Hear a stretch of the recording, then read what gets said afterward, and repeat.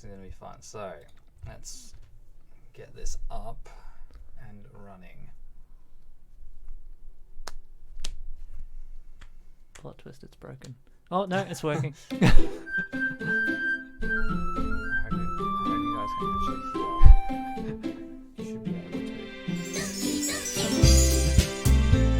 Does it still say the game is not suitable? Oh.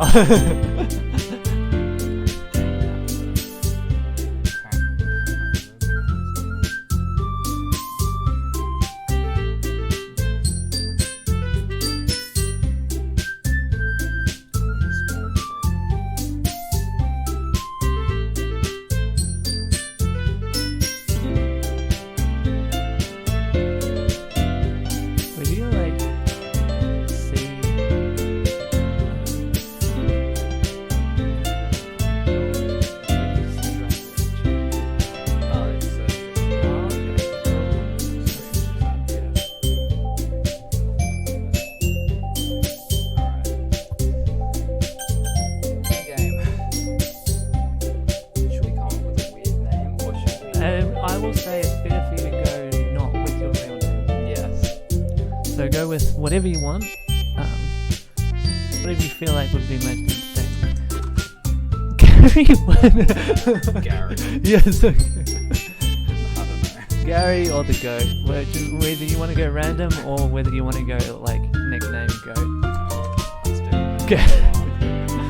I don't know why, but okay. Why not? Hey. Hello. I see an annoying girl running towards me from the distance, waving her arms in the air like she's totally oblivious to any attention she might draw to herself. That girl is so obviously my neighbor and good friend since we were children. That's always a problem. Just acting out the personality.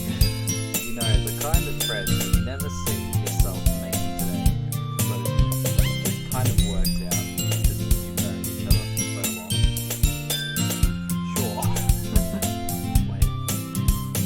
What? Yeah, I don't know. Sorry, I was just reading through it. I was like, wait, do I have any friends like that? We used to walk to school together on days like this, but starting around high school, she would oversleep more and more frequently, and I would get tired of waiting up. Fair enough. But if she's going to chase after me like this, I almost feel better off running away. However, I just sigh and idle in front of the cross walk and let Sarah's foot catch up.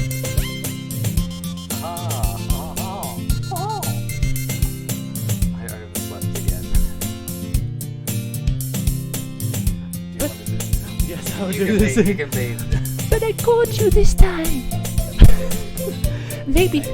Oh yeah, that's you. Maybe, but only because I decided to stop and wait for you. Yeah, you say that like you were thinking about ignoring me. That mean, Gary.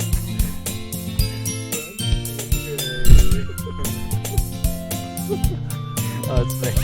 Well, if people stare at you for acting weird, but I don't want them to think we're a couple or something. Fine, fine.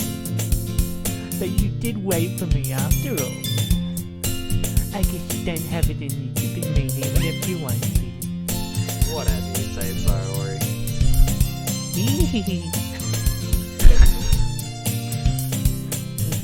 Cross the street together and make our way to school. That's very foreboding.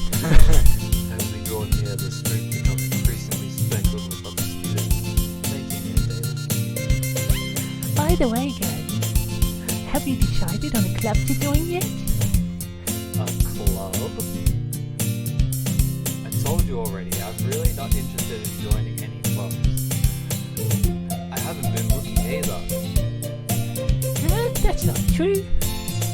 You told me you would join a club this year. Did I? I'm sure it's possible I did.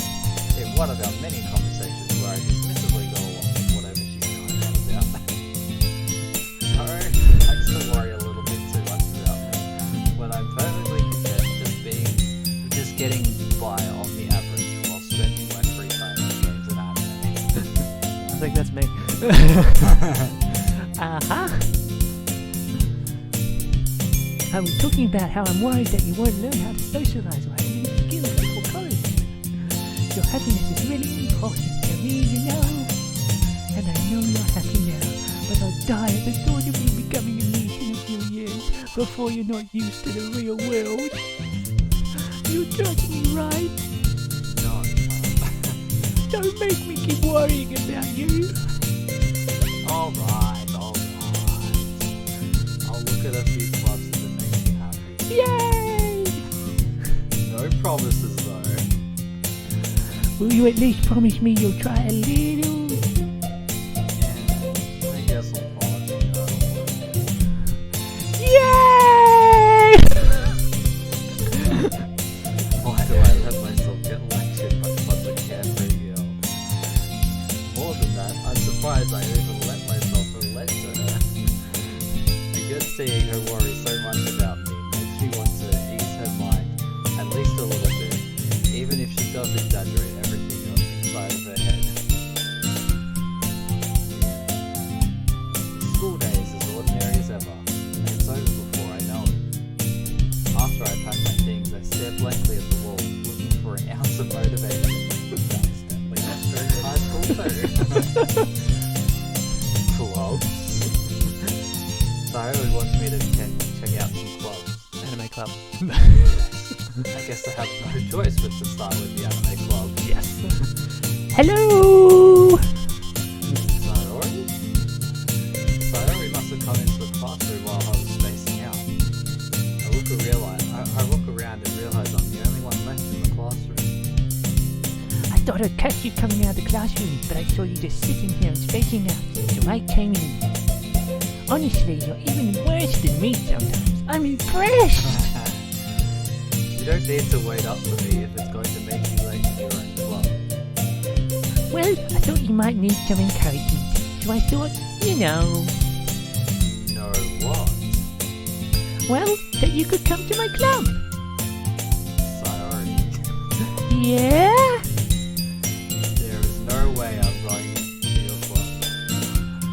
Oh, Beanie! Sayori is vice president of the literature club. Not that I was ever aware that she had any interest in literature. In fact, I'm 99% sure she did it. She only did it because she thought it would be fun to help start the club.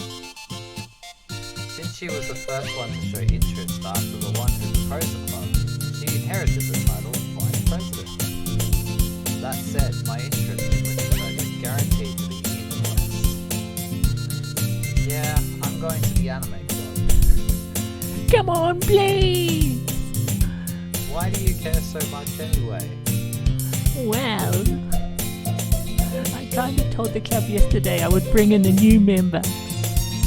And Natsuki make cupcakes and everything!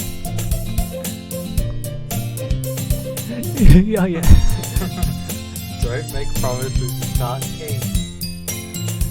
I can't tell if Sayori is really that much of an airhead, or if she's so cunning as to have planned all of this out. I let out a long sigh. Fine, I'll stop by for a cupcake, okay? Yes, let's go! Oh my goodness. And thus, today marks the day I sold my soul for a cupcake.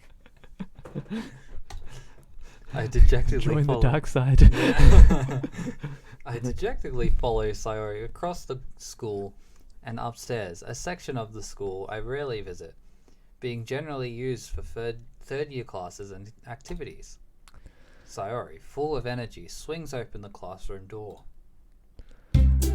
Everyone, the new member is here!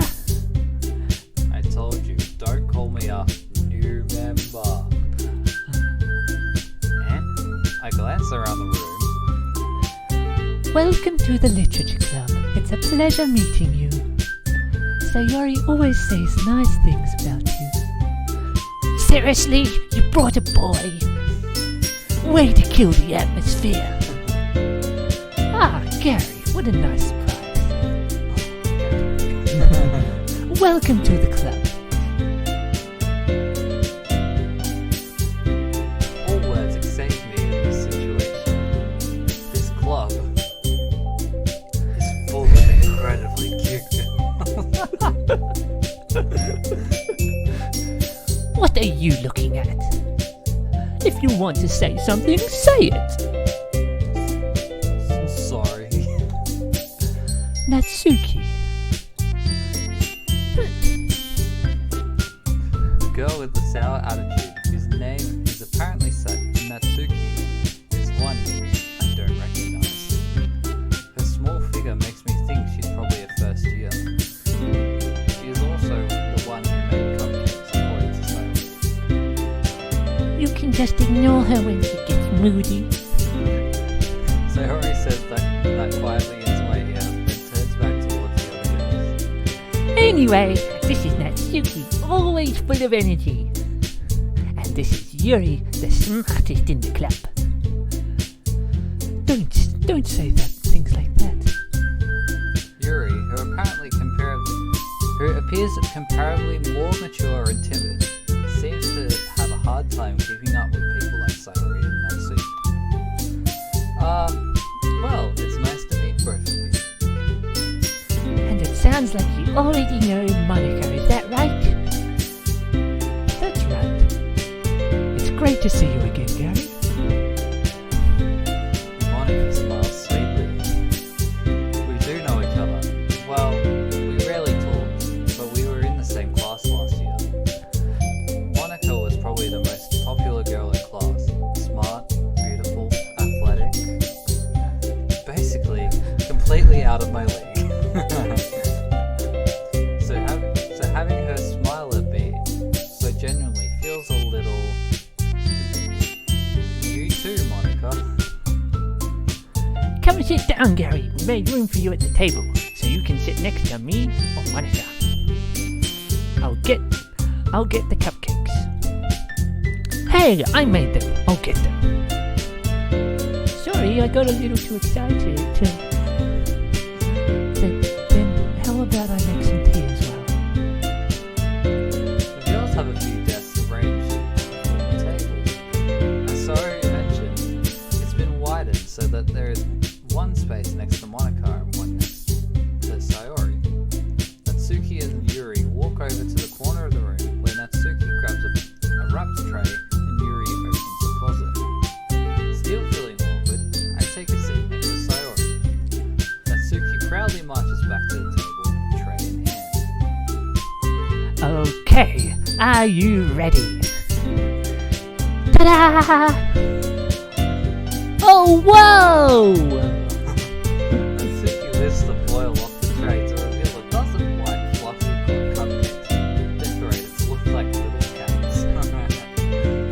The whiskers are drawn with icing, and little pieces of chocolate were used to make ears.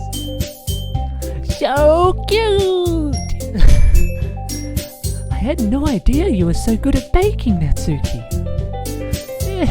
Well, you know, just hurry and take one. Sayori grabs one first, then Monica. I follow. It's delicious! Sayori stops with her mouth full and has already managed to get icing on her face. I turn the cupcake around in my fingers, looking for the best angle to take a bite. Natsuki is quiet. I can't help but notice her sneaking glances in my direction. Is she waiting for me to take a bite? I finally bite down.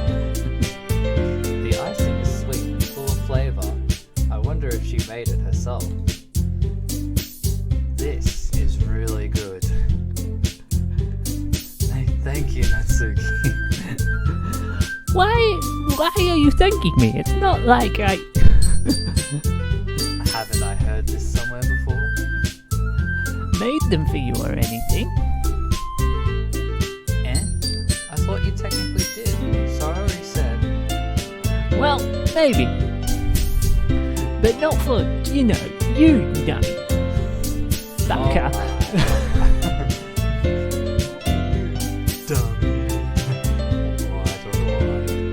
I give up on Natsuki's weird logic and dismiss the conversation.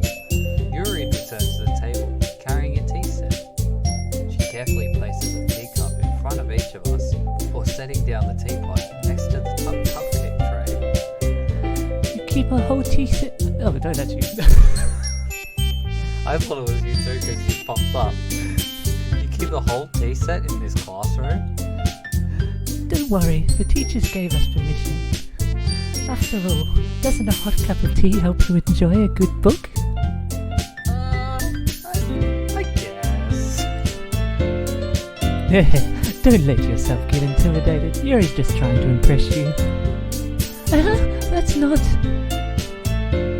Insulted. Yuri looks away. I meant that, you know... I believe you. Well, tea and reading might not be a pastime for me, but I at least enjoy tea. I'm glad. Yuri faintly smiles to herself in relief. Monica raises an eyebrow, then smiles at me. So, what made you consider the literature club? I was afraid of this question. Something tells me I shouldn't tell Monica that I was practically dragged here by Sayori. Well, I haven't joined any clubs yet, and Sayori seemed really happy with us, so... That's okay. Don't be embarrassed. We'll make sure you feel right at home, okay? As president of the literature club, it's my duty to make the club fun and exciting for everyone. Monica, I'm surprised. How come you decided to start your own club? You could probably be a board member for any of the major clubs. Weren't you a leader of the debate club last year? Ha ha ha, well, you know. To be honest, I can't stand all of the politics around the major clubs. It feels like nothing but arguing about the budget and the publicity of how to prepare for events. I'd much rather take something I personally enjoy and make something special out of it. And if it encourages others to get into literature, then I'm fulfilling that dream. Monica really is a great leader. Yuri also nods in agreement. Then I'm surprised there aren't more people in this club yet. It must be hard to start a new club. You could put it that way. Not many people are very interested in putting out all the effort to start something brand new. Especially when it's something that doesn't grab your attention like literature. You have to work hard to convince people that you're both fun and worthwhile. But it makes school events like the festival that much more important. I'm confident that we can all really grow this club before we graduate. Right, everyone? Yeah! We'll do our best. You know it! Everyone enthusiastically agrees. Such different girls, all interested in the same goal. Monica must have worked really hard to fly into these two. Maybe that's why we were all so delighted by the idea of a new member joining. That's probably... Wait, did I say that wrong? No, you go. Maybe that's why they were all so delighted by the idea of a new member joining. Though I still don't really know if I can keep up with their level of enthusiasm about literature. So, Gary, what kinds of things do you like to read? Sports. Well, considering how little I've read these past few years, I don't really have a good way of answering that. Manga? Sports manga. Like you. What's the basketball one? There's a basketball anime. I think that's... Is that Haikyuu? No, I think that's that's Kuroko no Basket? Yes. Yeah. Yes, that one. Yeah. Haikyuu the volleyball. Yeah, you're right. Anyway. I muttered quietly to myself, half joking. Natsuki head suddenly perks up. It looks like she wants to say something, but she keeps quiet. Not much of a reader, I guess. Well, that can change. What am I saying? What are you saying? What am I saying? I don't read either. What? I spoke without thinking after seeing Yuri's sad smile. Anyway, what about you, Yuri? Well, let's see. Yuri traces the rim of her teacup with her finger. My favourites are usually novels that build deep and complex fantasy worlds. It's you. It's literally me. The level of creativity and craftsmanship behind them is amazing to me. And telling a good story in such a foreign world is equally impressive.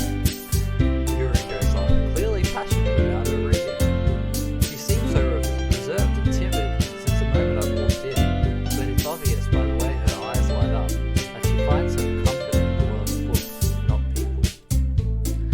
But you know, I like lots of things. Stories with deep psychological elements usually immerse me as well. Isn't it amazing how a writer can so deliberately take advantage of your own lack of imagination to completely throw you for a loop? Anyway, I've been reading a lot of horror lately. I read a horror book once.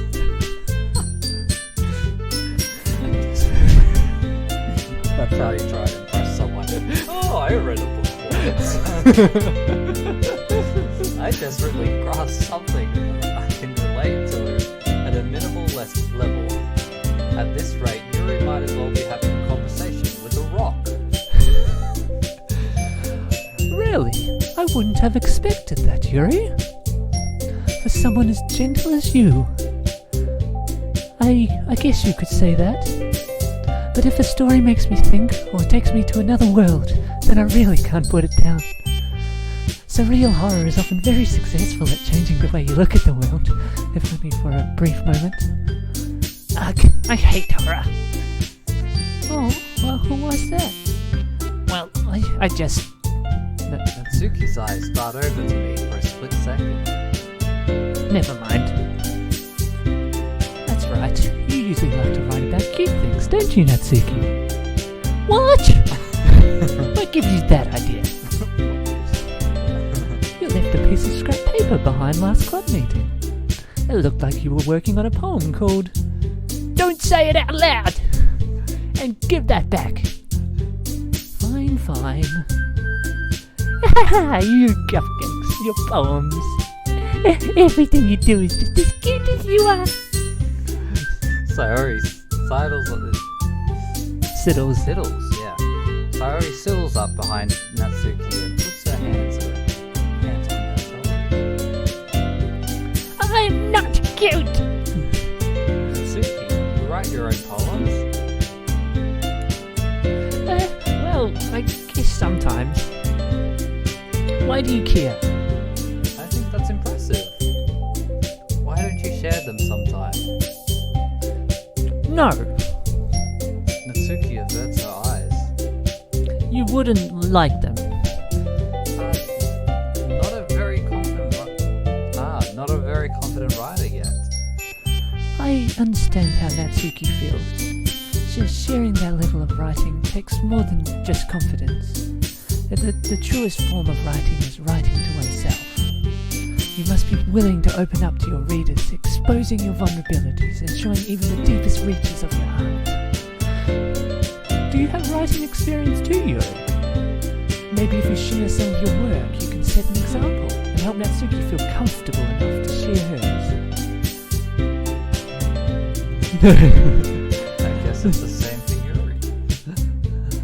Oh, I wanted to read everyone's poems. I'm just doing the most annoying voice for Sayori. We all sit in silence for a moment. Oh, okay. I have an idea, everyone. Question mark? Natsuki and Yuri looks quizzically at him. Let's all go home and write a poem of our own. Then next time we meet, we'll all share them with each other. That way, everyone is even.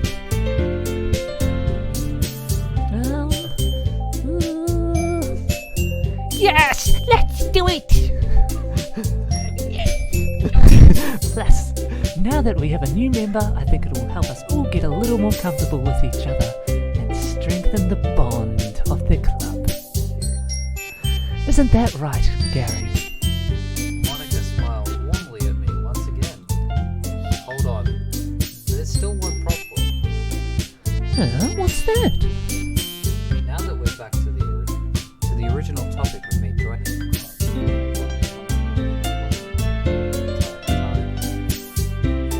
said I would join this club.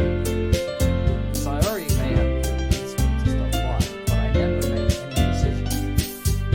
I still have other clubs to look at, and I lost my train of thought. All 4 girls stare back at me with dejected eyes. But I'm sorry, I thought. Going. Going. You all. I'm defenseless against these girls. Such an endearing voice I have. How am I supposed to make a clear-headed decision when it's like this?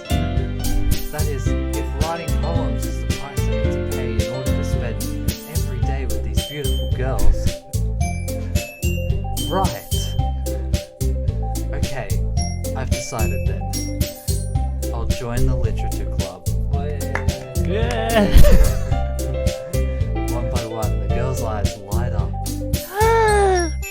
Yes, I'm so excited and happy. Sayori wraps her arms around me, jumping up and down. Hey! You really did scare me for a moment.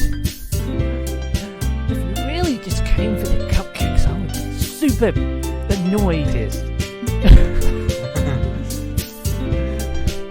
Then that makes it official. Welcome to the Literature Club. Welcome to the literature club, everyone. Thanks, I guess. Okay, everyone. I think with that, we can officially end today's meeting on a good note. Everyone, remember tonight's assignment. Write a poem to bring to the next meeting so we can all share. Monica. Looks over at me once more. Gary, I look forward to seeing how you express yourself.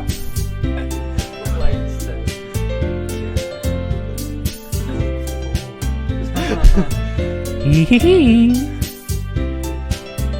Yeah.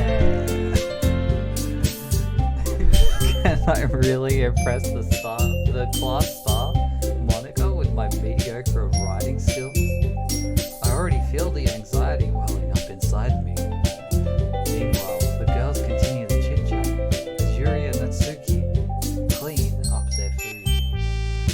Hey Gary, since we're already here, do you want to walk home together? That's right, Sayori and I never walk home together anymore, because she always stays after school for clubs. Sure, might as well. Yay! With that, the two of us depart the club room and make our way home. The whole way, my mind wanders back and forth between the 4 girls. Sayori, Natsuki, Yuri, and of course, Monica.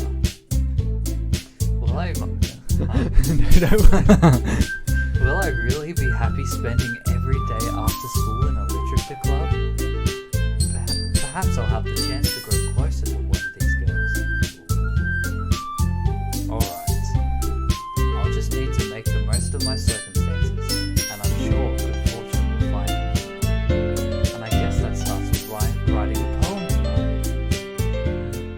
Here we go. So is this microphone definitely working? Just out of curiosity. Yeah. Like, Yeah, because that would be very disappointing if it wasn't. For sure. Yeah, that would be very sad.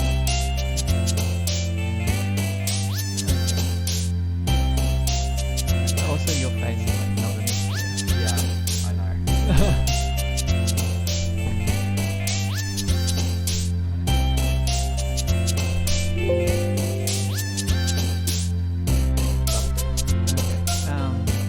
But yeah, that's it. Yeah. You get to write your own poem.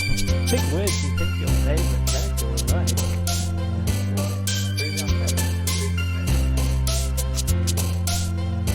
It's actually, and with these, you get to find out what their favourite words are as well. Oh yes. I'm intrigued. I'm misfortune, journey, tears, pain.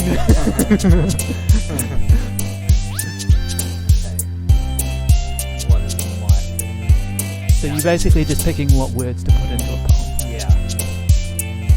Just pick a word and you get to find out what character likes that word, and then based off of that you'll try and put Yeah. what word. You could specifically be like, I want to try word. Yeah. Or just pick a word. If you want to know what character likes tears or pain. Yeah. I think I might know. Yeah.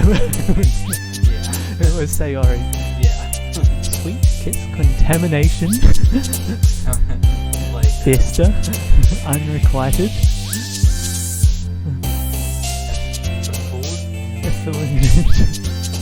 You have no idea what that means. no clue. I'm not sure I do either. I know most of these ones. Yeah. Anyway, this is going to take forever if we Yeah. spend this much time on these. Yeah, true.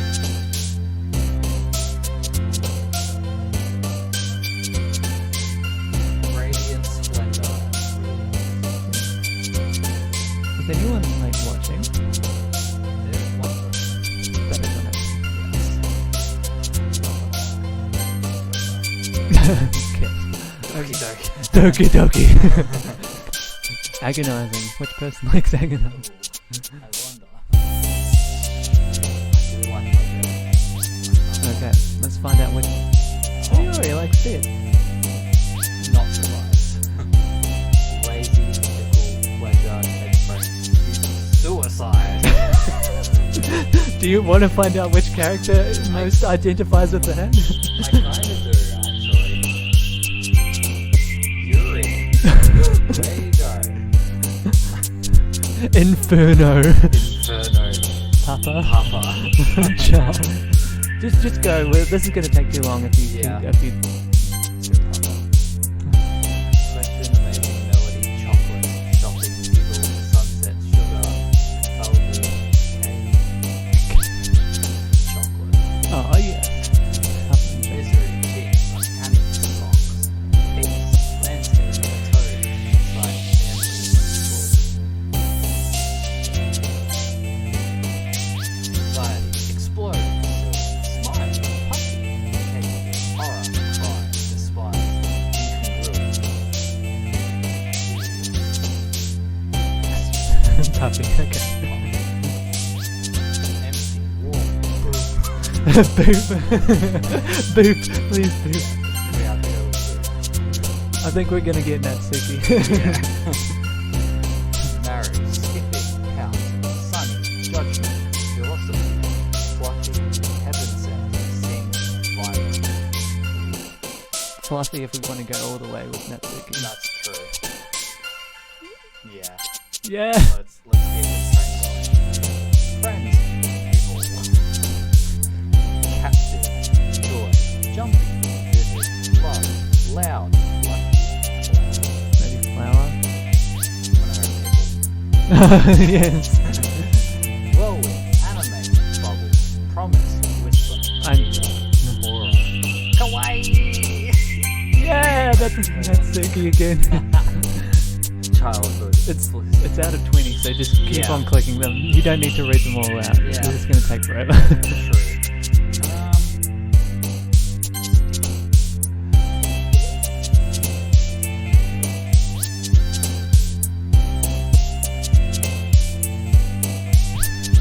Summer. Natsuki. Yeah, I think we'll go trend with this. Yeah. What if we went with a of Natsuki marshmallow? Surely. Volleyball. I know who would be last. Death. I know who would also be that one. Oh, I was going with. We're gonna go Yuri. Yeah.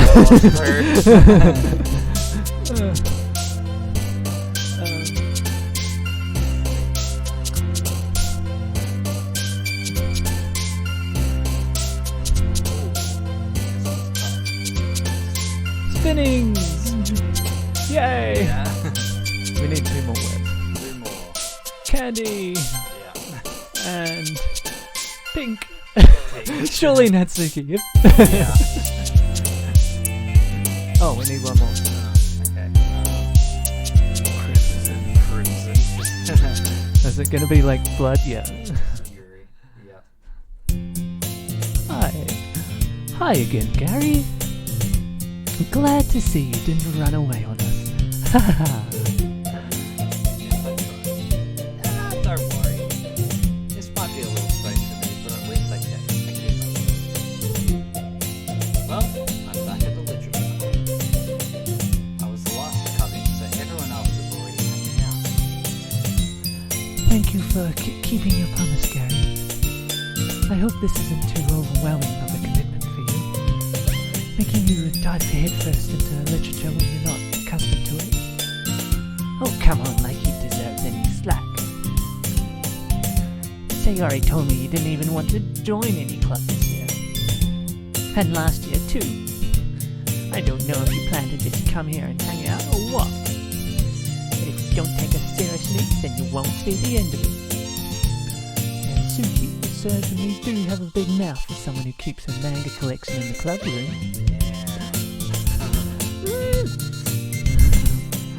Natsuki finds herself stuck between, say, Monica and manga. Manga is literature! Swiftly defeated, Natsuki plops back into her seat. Don't worry, guys! Gary always gives it his best as long as he's having fun. He helps me with busy work without me even asking. It's a worry that Gary doesn't know. Like cooking, cleaning my room. How dependable. Sorry, that's because your room is so messy, it's distracting. And you almost set your house on fire. Trust. Is that so? You two are really good friends, aren't you? I might be a little jealous. How come? You and Gary can become good friends too. Yeah. Sayori. Hmm? Dot. As usual, Sayori seems oblivious to the weird situation she just put me into. Oh, you even bought you something today, you know. Wait, Sayori. Me? Not really. Don't be shy. It's really nothing. What is it? Never mind. Sayori made it sound like a big deal when it's really not. What do I do? I'm sorry, Yuri, I wasn't thinking. I guess that means it's up to me to rescue this situation. Hey, don't worry about it.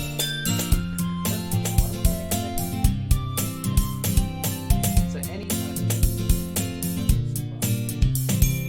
it'll make me happy no matter what. Is that so? Yeah, I won't make it a big deal if you don't want it to be. Oh, alright. Well, here. Yuri reaches into her bag and pulls out a book. I didn't want you to feel left out.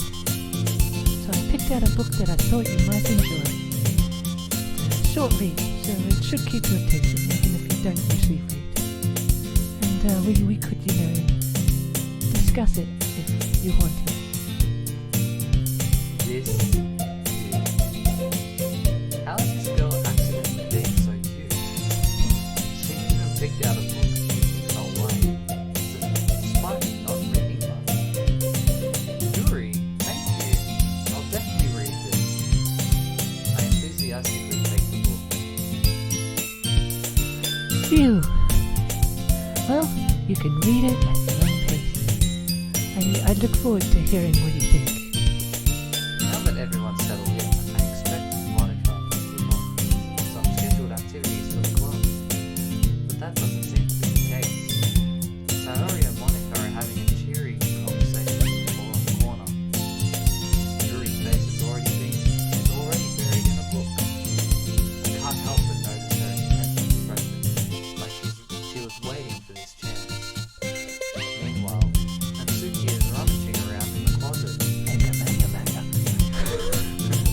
fuck? I think Natsuki's exaggerated sigh was from within the closet. Why did you betray me, Manga? She seems to be annoyed by something. I approach her in case she needs a hand. Needs a hand in the closet. You looking for something in there? Freaking Monica! She never puts my stuff back in the right spot. What's the point in keeping your collection organized if someone else is just gonna mess it up? Natsuki slides a bunch of stacked books and boxes across the shelf. Manga? You read manga, right? Ah, sometimes. Manga is one of those things where you can't admit you're really into it until you figure out where the other person stands. How did you know anyway? I heard you bring it up at some point. Besides, it's kind of written on your face. Damn. What's that supposed to mean? I see. Like a little kanji on your hip. There's a lone volume of manga amidst a stack of various books on the side of one of the shelves. Curious, I pull it out of the stack. There it is! Natsuki snatches it out of my hand. Yep.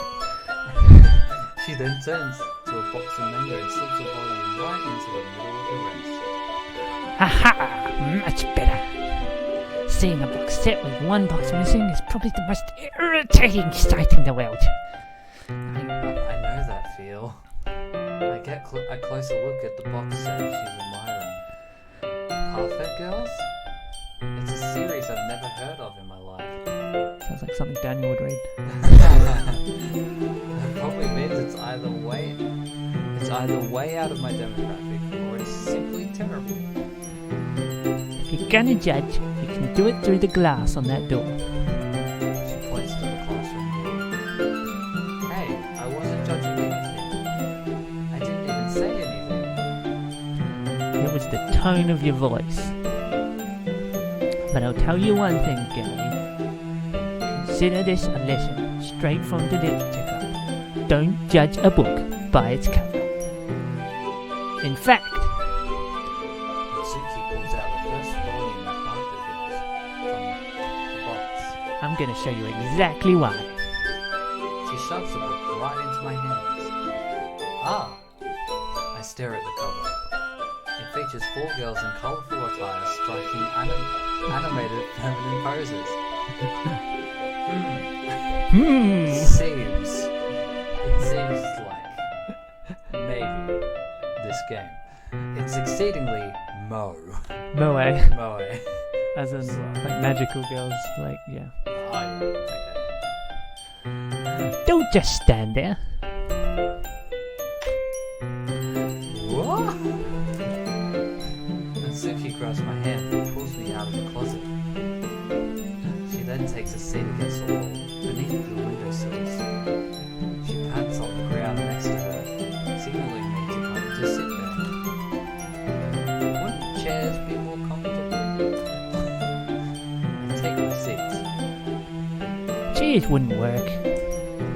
We can't read at the same time like that. Why's that? I guess it's easier to be close together like this. Don't just say that. You'll make me feel weird about it. Natsuki crosses her arms and scooches an inch away from me. Sorry. I didn't exactly expect to be sitting this close to her, either. Not that I can say it's a particularly bad thing.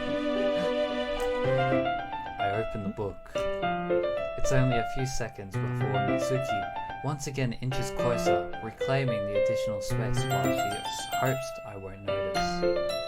I can feel her peering over my shoulder, much more eager to begin reading than I am. Wow, how long has it been since I read the beginning? You don't go back and flip through the older volumes every now and then? Not really. Maybe sometimes after I've already finished the series. Hey, are you paying attention? No. I am, but nothing's really happening yet. Nothing's really happened yet, so I can talk at the same time. It looks like it's about a bunch of friends in high school. A typical slice of life affair. I kind of grew out of these since it's rare for the writing to be entertaining enough to make up for the lack of plot. So... Oh, wait. What should I expect from this? Is there going to be plot? Well, obviously. You think I would enjoy something that didn't have a plot? I mean... Well, I guess I know what you're saying. A lot of the beginning is about simple things. Like, there's a really funny chapter where they're obsessed with a guy at the ice cream shop. But that just helps you get to know the characters. And besides, it's still entertaining. But later on, there's all kinds of drama. Like, when they get into all their backstories and when some of the romance stuff starts. That's really what makes it so good. There are so many touching parts. Wow, is that so? It sounds like you really know what you're talking about. Maybe I underestimated you. Hey, wait! What's that supposed to mean? Ooh, Natsuki gives me a little shove. I just meant that I haven't yet seen you at your full power. Good save. Didn't even know final form. This chapter seems like it's about baking. This is just a guess, but is there a lot of baking in this manga? Well... Natsuki pauses for a moment, as if she doesn't want to admit something. Yeah. Why does that matter? It doesn't, I was just curious. Since you enjoy baking too, right? That's... just a coincidence. I just happened to get into baking around the same time I got this manga. Like, I would ever get into anything because it's in a manga. I feel bad for anyone that's that impressionable. Ha ha ha ha! Definitely not a coincidence. I guess that explains Natsuki's interest in baking. Still, of all the hobbies to pick up from a manga, that's definitely one of the better ones. Not to mention, she's really good at it, so who am I to judge? What happened to her face? I don't know. We read on for a few minutes. I finished a couple of chapters at this point. Are you sure this isn't boring for you? It's not! Even though you're just watching me read? Well... I'm fine with that. If you say so.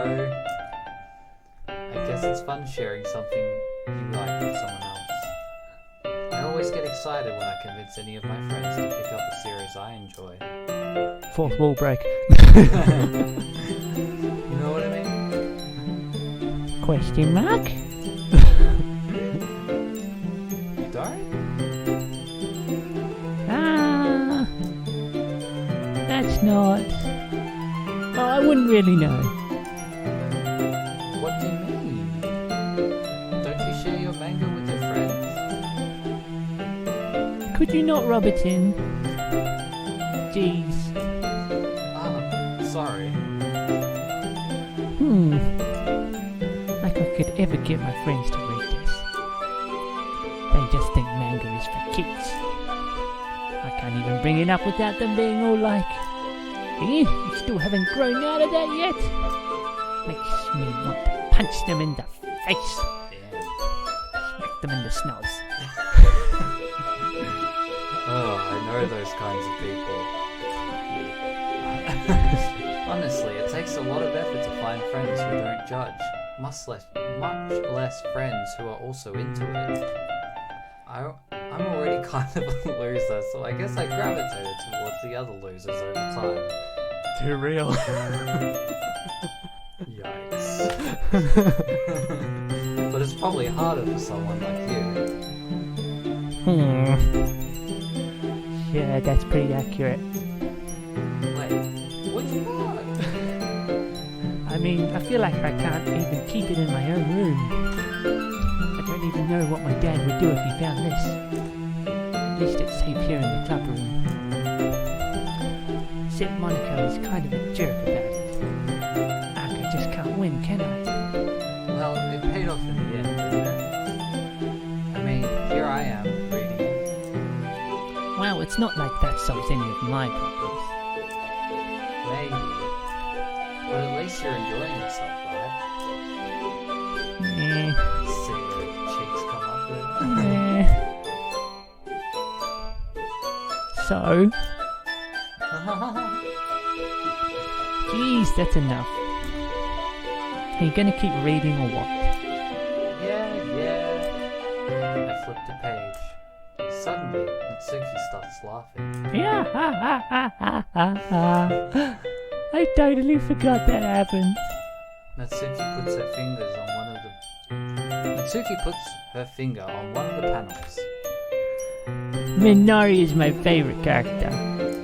You always feel a little bad for her since she's so unlucky. But it gets especially bad when... Huh? I shouldn't be talking about that yet. Just finish this chapter. Mitsuki's voice sparkles with excitement.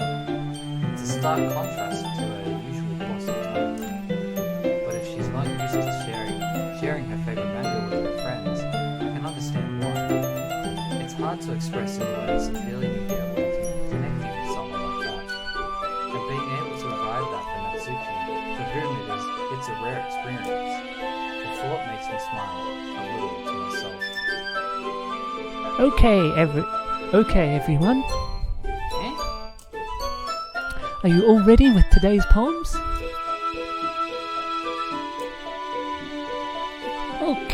Oh, come on. Could your timing be any worse? Sorry. I just need to make sure we have enough time. Though you do look pretty cozy over there.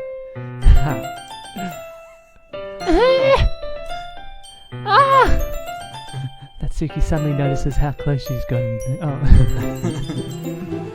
She hastily slides herself a good 12 inches away from me.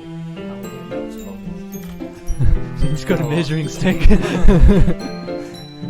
Alright, guess I'll stop here for now. I close the book and hand it towards Mitsuki. You're just giving it back. Don't you want to know what happens? Yeah, but Monica just said... Don't be dumb. Just take it home with you. Is that really alright? I say that mostly because I didn't plan on using my spare time to read this. Well, of course. It would take forever to finish if you didn't take it home. Just finish that one before tomorrow so we can start the next one. And if it gets bent, I'll kill you with the other mangas. This pile of mangas on top of you. By tomorrow? I only got partway through the volume so far. I might fall behind on some shows if I try to get through this. But I suppose that's a necessary sacrifice in exchange for seeing Mitsuki's enthusiastic face. And surviving. Yes, and not being drowned by mangoes. Or am I more scared of what will happen if I don't finish it? Yeah, exactly. Alright then. I stand up. I return to where I put my stuff and carefully slip the book into my bag. By the way, did you remember to write a poem last night? Yeah. My relaxation games. I can't believe I agreed to do something so embarrassing. I couldn't really find much inspiration since I've never really done this before. Well, now that everyone's ready, why don't you find someone to share with? I can't wait! Sayori and Monica enthusiastically pull out their poems. Sayori's is on a wrinkled sheet of loose leaf torn from a spiral notebook. On the other hand, Monica wrote hers in a composition notebook. I can already see Monica's pristine handwriting from where I sit. Excuse me. Natsuki and Yuri reluctantly comply as well, reaching into their bags. I do the same myself. Okay, who should we show it to first? Wow, that's up to you. Who do you think will like your poem? Well, you had a lot of Natsuki words. Yeah. I feel like we should do her last. Okay. But, let's go.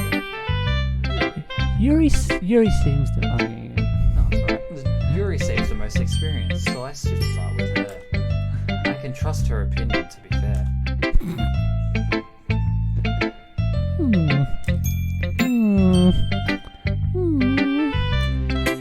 Yuri stares at the poem.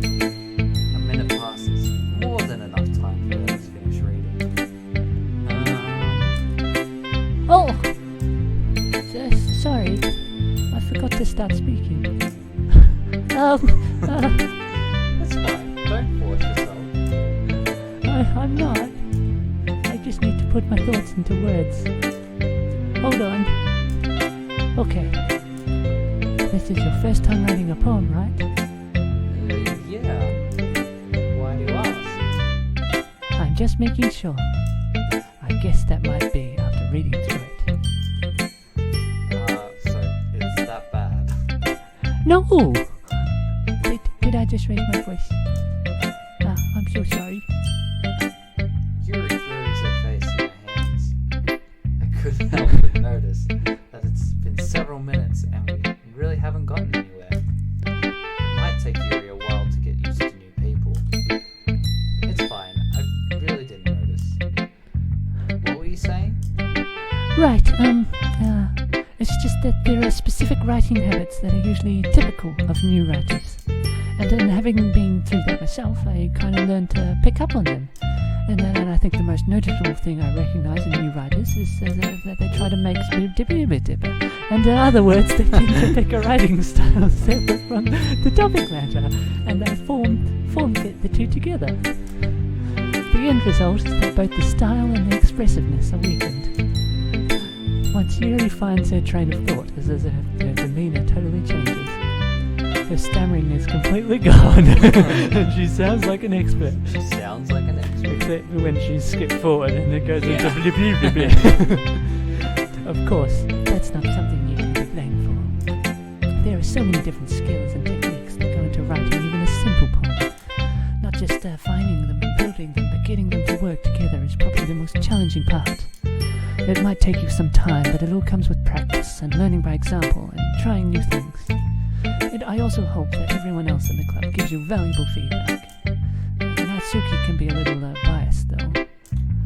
Biased? How? Well, never mind. I shouldn't be talking about people like that. Sorry. It's fine. I'm not sure if Yuri is apologizing to herself, to me, or to Natsuki. Do you mind if I read your poem now? Please do. I'd love to share my thought process behind it. Yuri smiles dreamingly, as if it's a rare opportunity for her, which itself is kind of funny. After all, isn't this supposed to be a literature club? Ghost under light, the tendrils of my hair illuminate beneath the amber glow, bathing, it must be this one. The last remaining streetlight that has stood the test of time. The last yet to be replaced by the sickening green hue of the future. A bathe, calm, breathing air of the present, but living in the past. The light flickers. I take it back.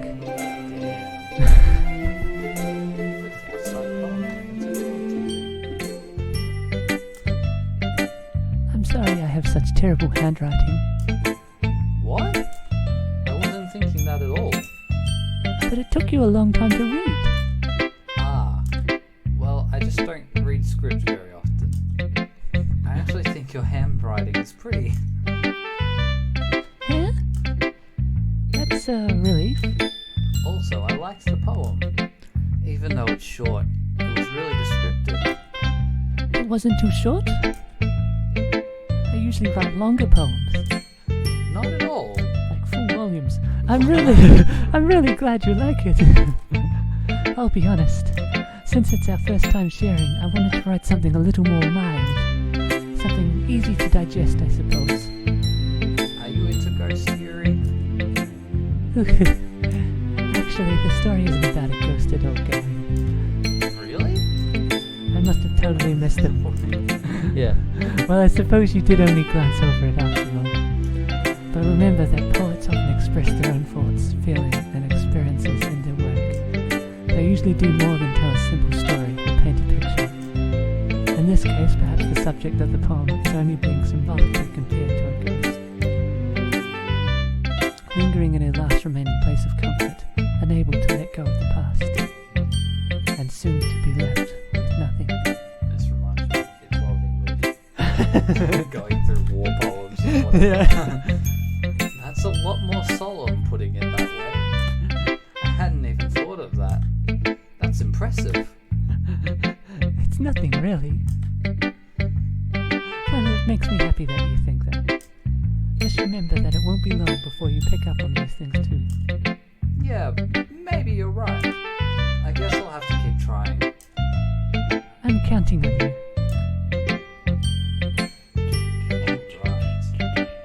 Let's go with the long-time friend. This is a good poem, Gary. Are you sure it's your first time?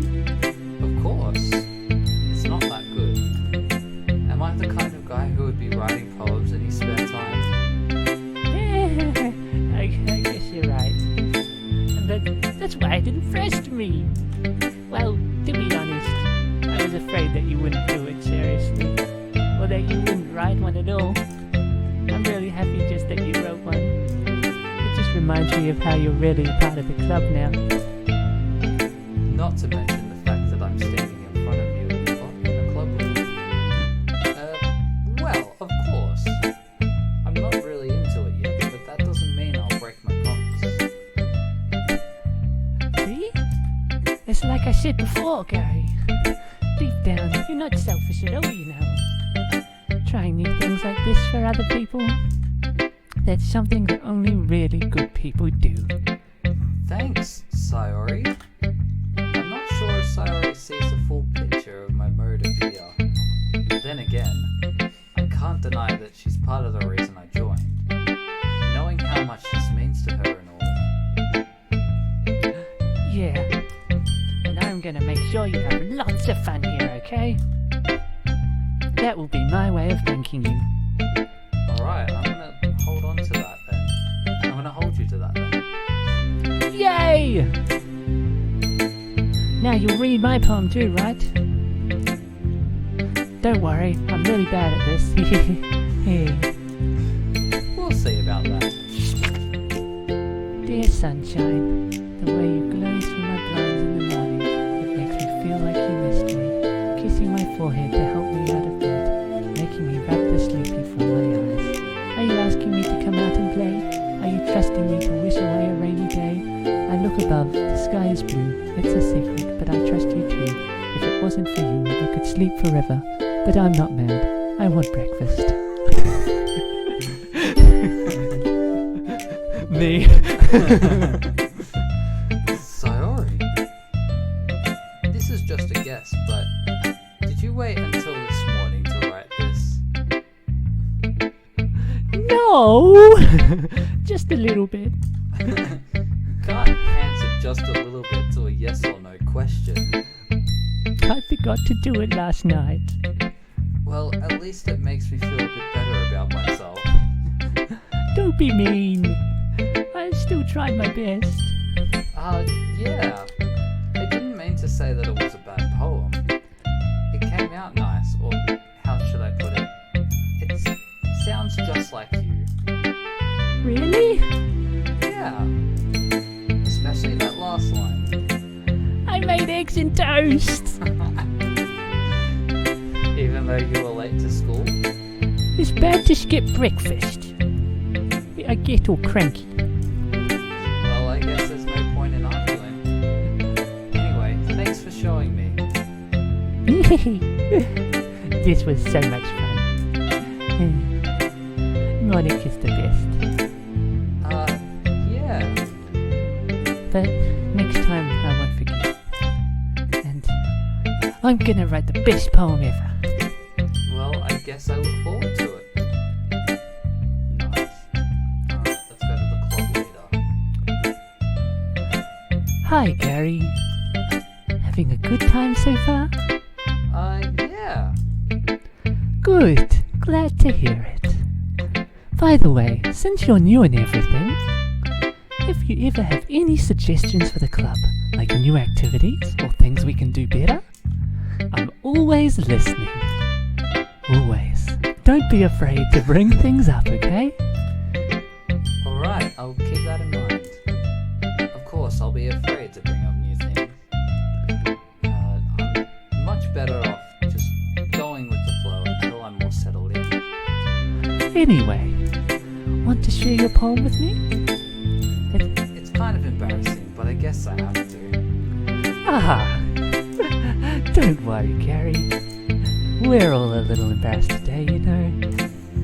But it's that sort of barrier that we've all learned to get past soon. Yeah, that's true. I hand Monica my poem. I like it, Gary. Really? It's a lot cuter than I expected. Oh, jeez. No. It kind of makes me want to think of something Natsuki would write. And she's a good writer too. So take that as a compliment. If you say so. Yep. By any chance, have you read anything by Shel Silverstein? Maybe a long time ago. He's famous for telling all kinds of stories in just a few simple words. His poems can be funny, endearing, or even sad. And sometimes they're only a few lines long. They might even feel like they're written for kids, but if you think about them, they can express views of the world that would apply to anybody. I see. So you're saying that Natsuki is kind of like that? Sort of. Maybe she's not an expert, but you probably won't find much filler in her poems.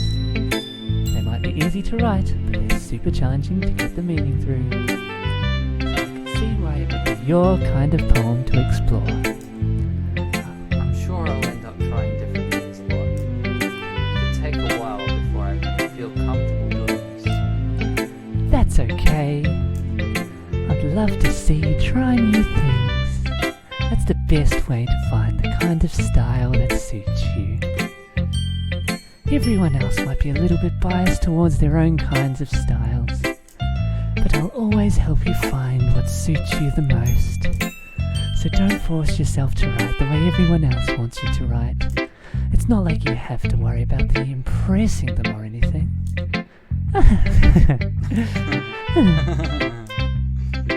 Anyway, do you want to read my poem now? Don't worry, I'm not very good. You sound pretty confident for someone who claims to not be very good. Well, that's 'cause I have to sound confident. That doesn't mean I always feel that way, you know? I see. Well, let's read it then. Hole in wall. It couldn't have been me. See the direction. The sparkle protrudes. A noisy neighbour, an angry boyfriend. I'll never know. I wasn't home. I peer inside for a clue. No, I can't see. I reel, blind, like a film, lift curtains out in the sun, but it's too late. My retina's already scorched with a permanent copy of the meaningless image. It's just a little hole. It wasn't too bright. It was too deep, stretching forever into everything. A hole of infinite choices. I realize now that I wasn't looking in. I was looking out, and he, on the other side, was looking in. Damn. Nice. So, what do you think? It's very freeform, if that's what you call it. Sorry, I'm not really the right person to ask for feedback. Nah, it's okay. Yeah, that's the kind of style that's gone pretty popular nowadays. That is, a lot of poems have been putting emphasis on the timing between words and lines. When performed out loud, it can be really powerful. Well, What was your inspiration behind this one? well, I'm not sure if I know how to put it. I guess you could say that I had kind of an epiphany recently. It's been influencing my poems a bit. An epiphany? Yes, something like that. I'm kind of nervous to talk about deep stuff like that, because it's kind of coming on strongly. Maybe after everyone is better friends with each other. Anyway, here's Monica's writing tip of the day. Sometimes when you're writing a poem or a story, your brain gets too fixated on a specific point. If you try so hard to make it perfect, then you'll never make any progress. Just force yourself to get something done on paper and tidy it up later. Another way to think about it is this. If you keep your pen in the same spot for too long, you'll just get a big dark puddle of ink. So just move your hand and go with the flow. That's my advice for today. Thanks for listening. Thanks for listening. Alright, here we go. Last one. Question mark. Okay, well, let's start with the things I don't like. First of all,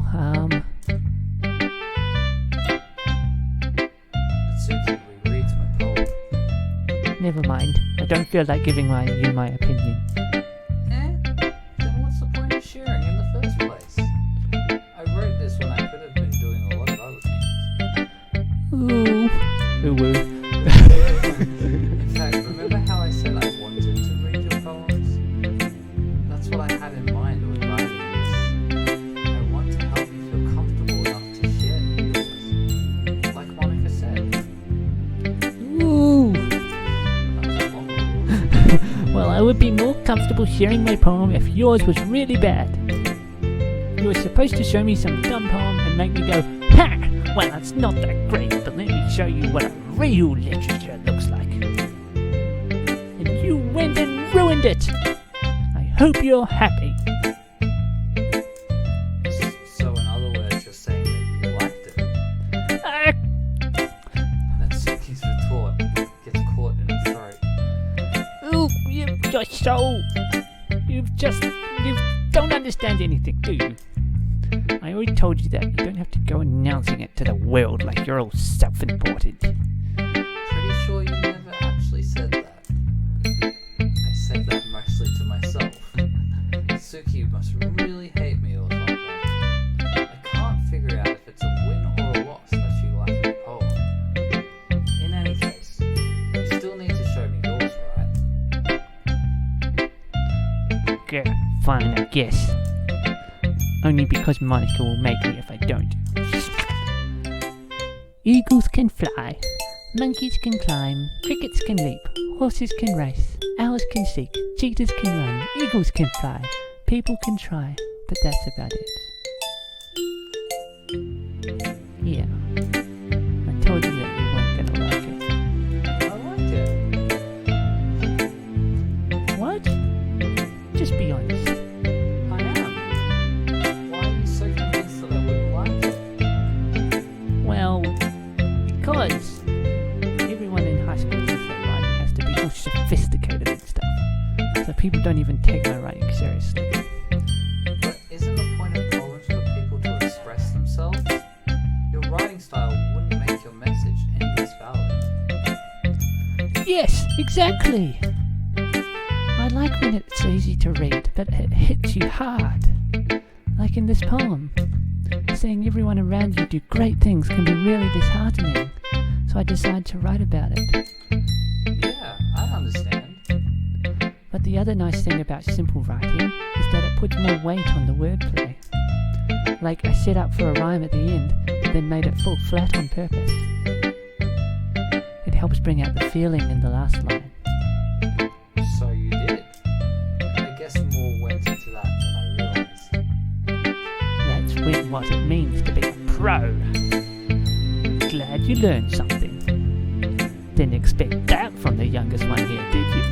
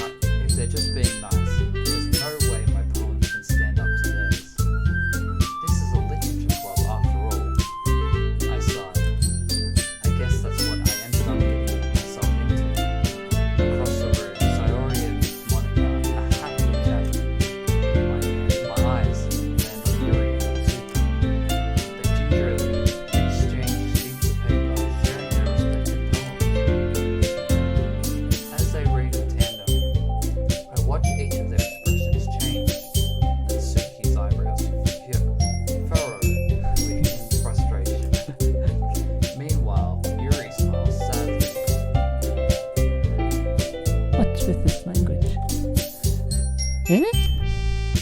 Did you say something? Oh, it's nothing. Natsuki dismissively returns to the poem, blah blah blah. I guess you could say it's fancy. Thanks. Yours is cute. Cute? Did you completely miss the symbolism or something? It's clearly about the feeling of giving up. How can that be cute? I know that. I just meant the language, I guess. I was trying to say something nice. Huh? You mean you have to try that hard to come up with something nice to say? Thanks, but it really didn't come out nice at all.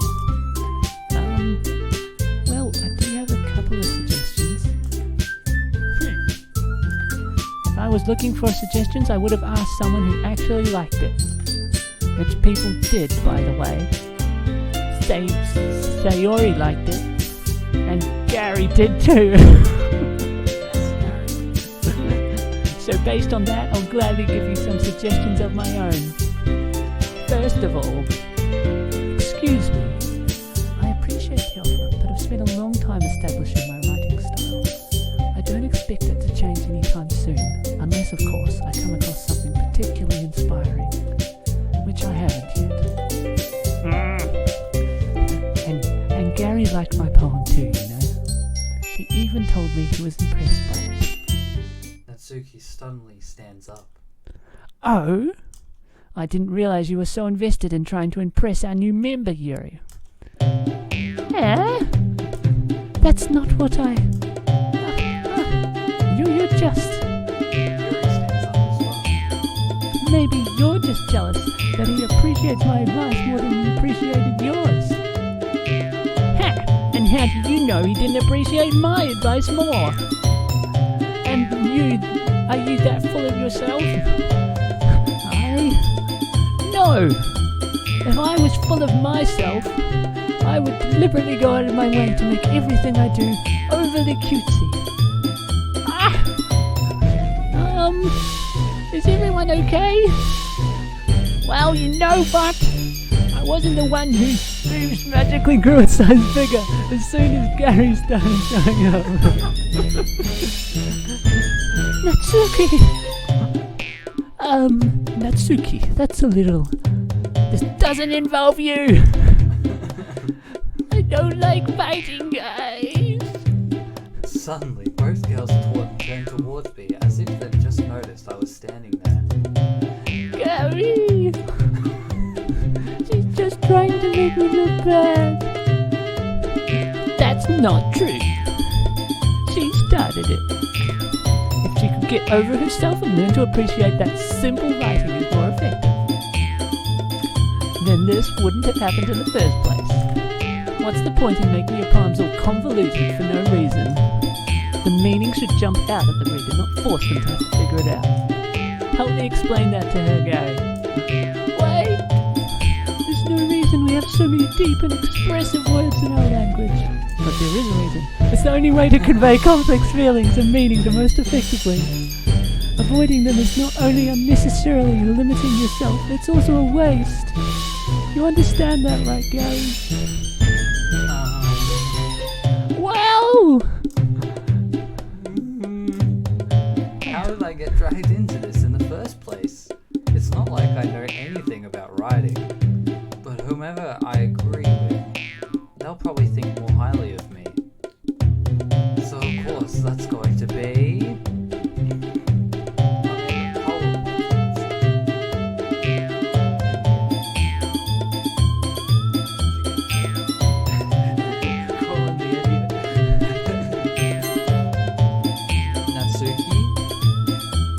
Natsuki glares at me, drying up any words I had in my mouth. So instead, I turn to Yuri.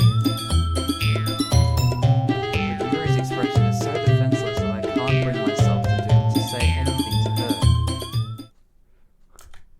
Sayori? Yeah! Everyone's fighting is making Sayori uncomfortable. How can the two of you keep fighting when you know you're making your friend feel like this?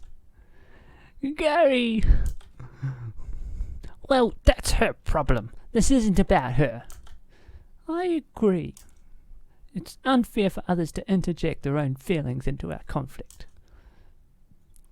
Yeah, unless Sayori wants to tell Yuri what a stuck-up jerk she's being. She would never. It's your immaturity that made her upset in the first place. Excuse me? Are you listening to yourself? This is exactly why nobody likes. Stop! Stop! No! That's Zuki, Yuri. You guys are my friends. I just want everyone to get along and be happy. My friends are wonderful people. I love them because of their differences. That Zuki's poem is amazing because they give us so many feelings with just a few words. And Yuri's poems are amazing because they paint beautiful pictures in them. Everyone's so talented. So why are we fighting? Because... Also, Natsuki's cute and there's nothing wrong with that. And Yuri's views are the same as they always were. Important to bring up. Yeah, important point. Yeah. Big and beautiful.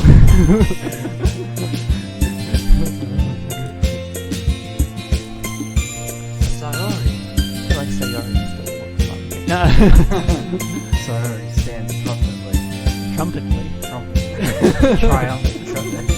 He stands like Trump. Monica stands behind him with a bewildered expression. I'll make some tea. Yuri rushes off. Natsuki sits down with a blank expression on his face, staring at nothing. So this is why Sayori is vice president. I whisper to Monica. She nods in return. To be honest, I might come off as a good leader, and I can organize. But I'm not very good with people. I couldn't even bring myself to interject. As president, that's kind of embarrassing with me. Nah, it's not like I can blame you. I wasn't able to say anything either. Well, I guess that just means Sayori is amazing in her own ways, isn't she? You could say that. She might be an airhead, but sometimes it's really suspicious that she knows exactly what she's doing. I see. Take good care of her, okay? I would hate to see her get herself hurt. That makes two of us. You can count on me. Monica smiles sweetly at me, causing my stomach to knot. Such a genuine person really does make a good president, regardless of what she says. If only I could get the chance to talk to her a little more. Okay, everyone. It's just about time for us to leave. How did you all feel about sharing those poems? It was a lot of fun. Well, let's say it was worth it. It was alright, or mostly. Gary, how about you? Dreadful. Yeah, I'd say the same. It was a neat thing to talk about it with everyone. Awesome! In that case, we'll do the same thing tomorrow. And maybe you learn something from your friends too. So your poems will turn out even better. I think to myself, I did learn a little more about the kinds of poems everyone likes. With any luck, that means I can at least do a better job at pressing those that want to impress. I nod to myself with newfound determination. Gary! Ready to walk home? Sure, let's go. Sayori beams at me. It truly has been a while since Sayori and I have spent this much time together. I can't really say I'm not enjoying it either. Sayori? About what happened earlier? Huh? What do you mean? You know, the Mercury and the Suki. Does that kind of thing happen often? No. It's really the first time I've seen them fight like that. I promise they're both wonderful people. You don't hate them, do you? No, I don't hate them. I just wanted your opinion, that's all. I can see why they'd make good friends. Yeah.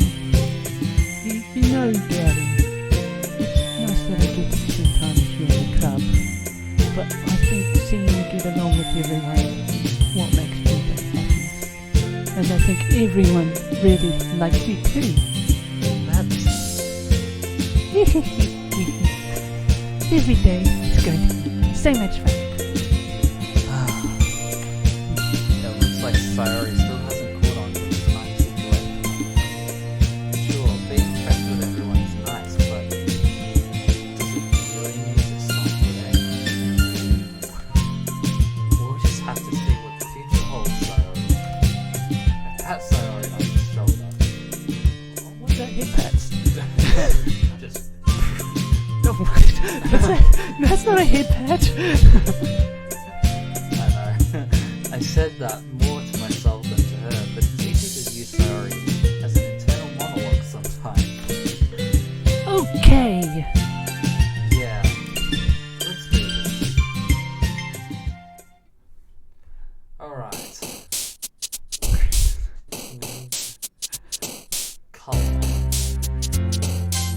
Yay, Sayori. Yay, Sayori.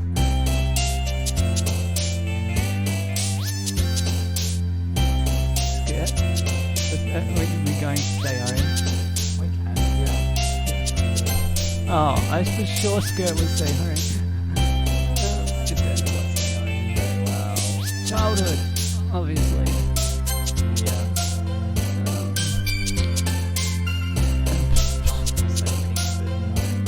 Yeah, promise. Maybe. Heartbeat. Lazy, yes. Comfort, maybe. Yeah. Doki Doki. Yeah.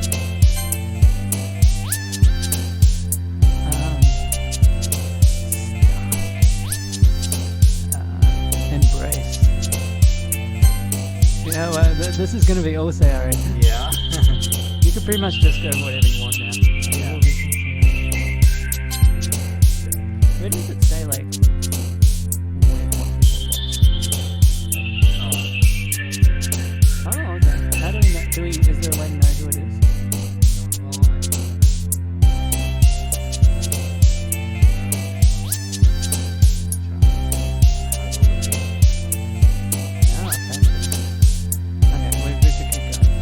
No,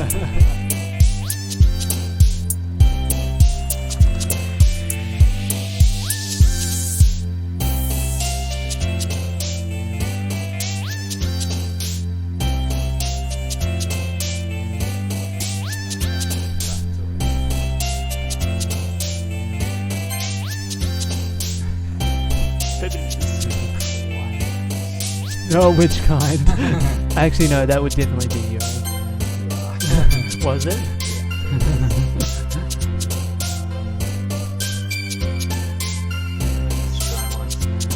Oh, I was expecting Yuri for that. Yeah.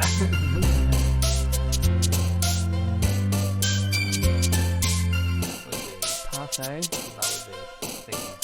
That would be Natsuki, yeah, because it's cute. Ribbon, obviously, is the same. What?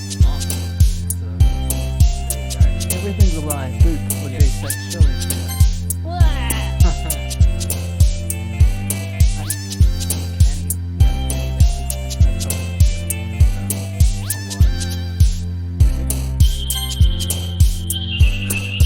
That's vicious. Yeah. Massacre. I know what character. Wow. Let's do it just for fun. Yeah. We need one more. Just pick one more. Or two more. Death. And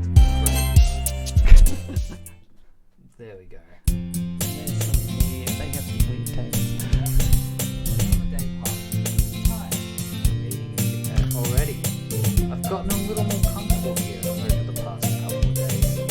Entering the club room, the usual scene greets me. Hi, Gary! Yo, Cyrus. He's suddenly changed. He's suddenly gangster.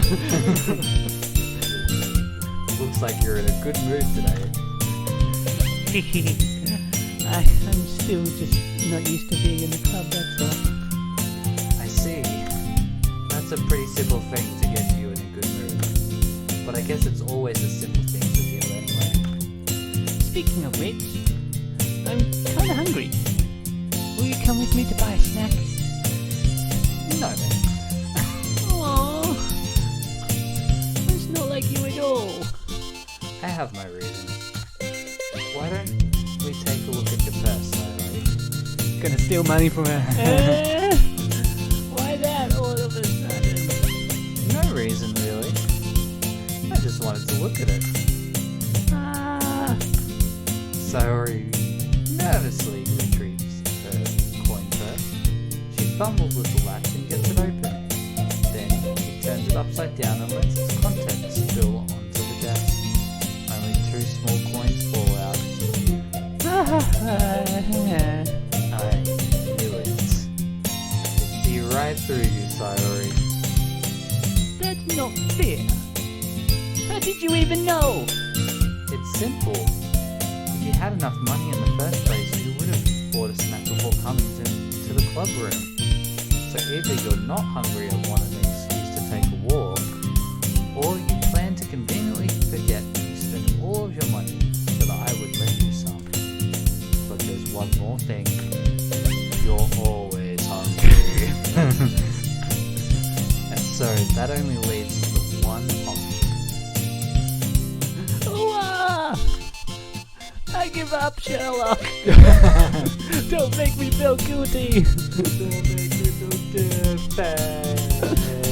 Well, if you feel guilty, that means you deserve to feel guilty.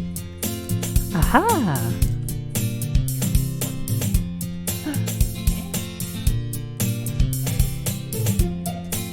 Her face is in her book, as always. Ah! I wasn't listening or anything. It was just something in my book. Yuri, tell Gary to let me borrow some money. Don't get me involved like that, Sayori. Besides, you should only buy what you can responsibly afford. And frankly, after pulling a mischievous little stunt like that, your suffering is fair enough retribution. Ah! I didn't mean that. I got too absorbed into my book. Ooh. Ah ha ha ha!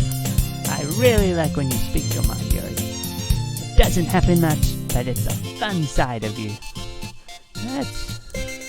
There's no way you could think that.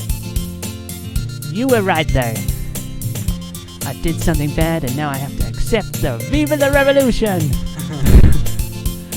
Retribution. That! Still, coming from you, Sayori, I guess there's a little devil inside all of us, isn't there? Hee. Don't let her. Don't let her fool you. Sayori knows exactly what she's doing. After all, she told you guys she was bringing me to the club before she even told me.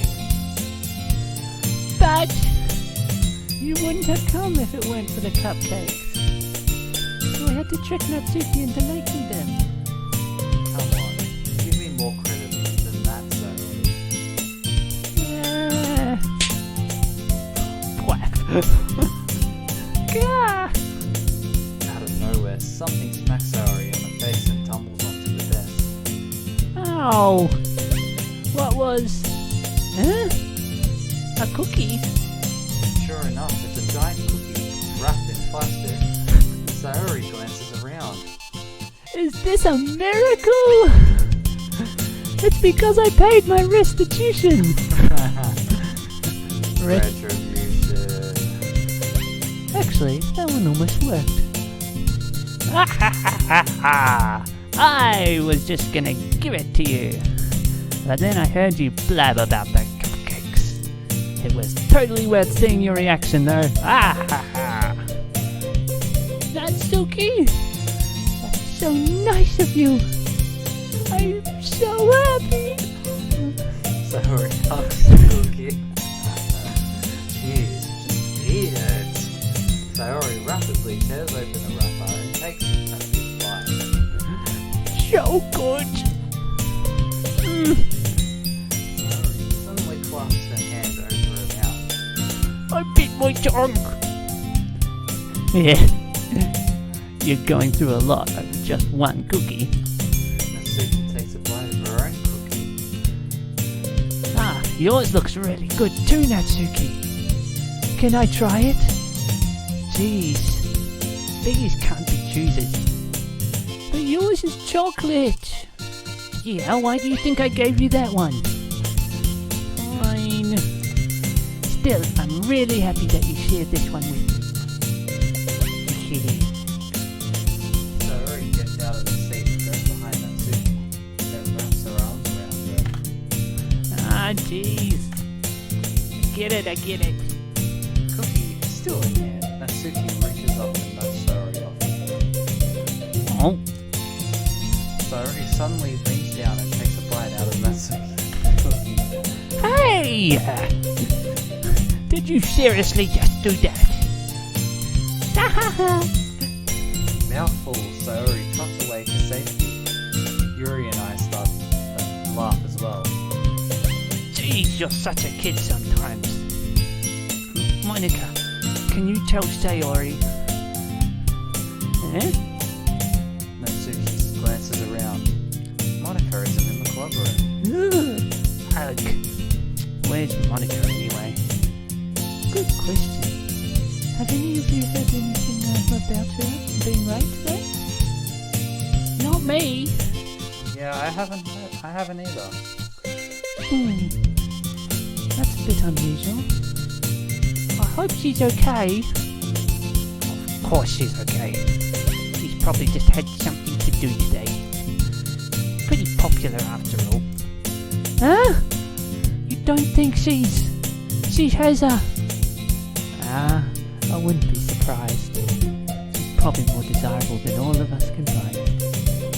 Yeah, that's true. Excuse me?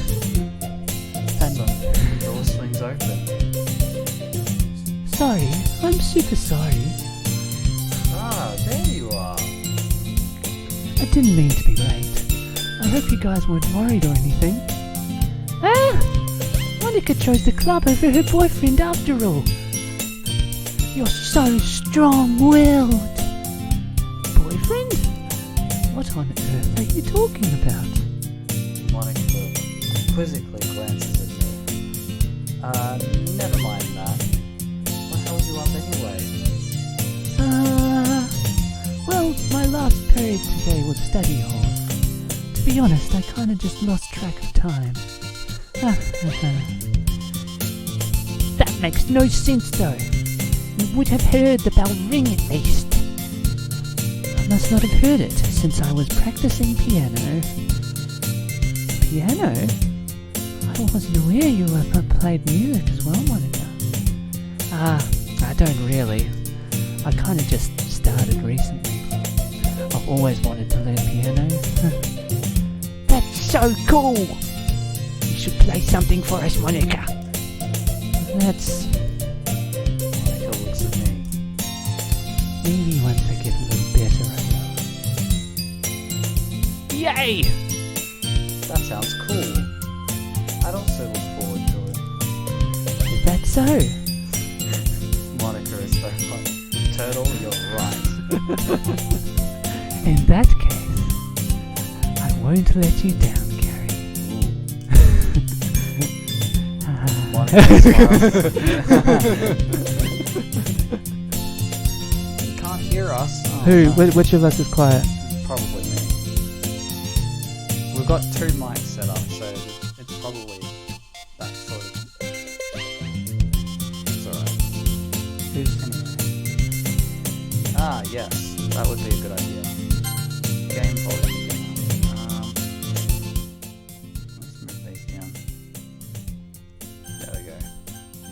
Hopefully that's a bit better for you.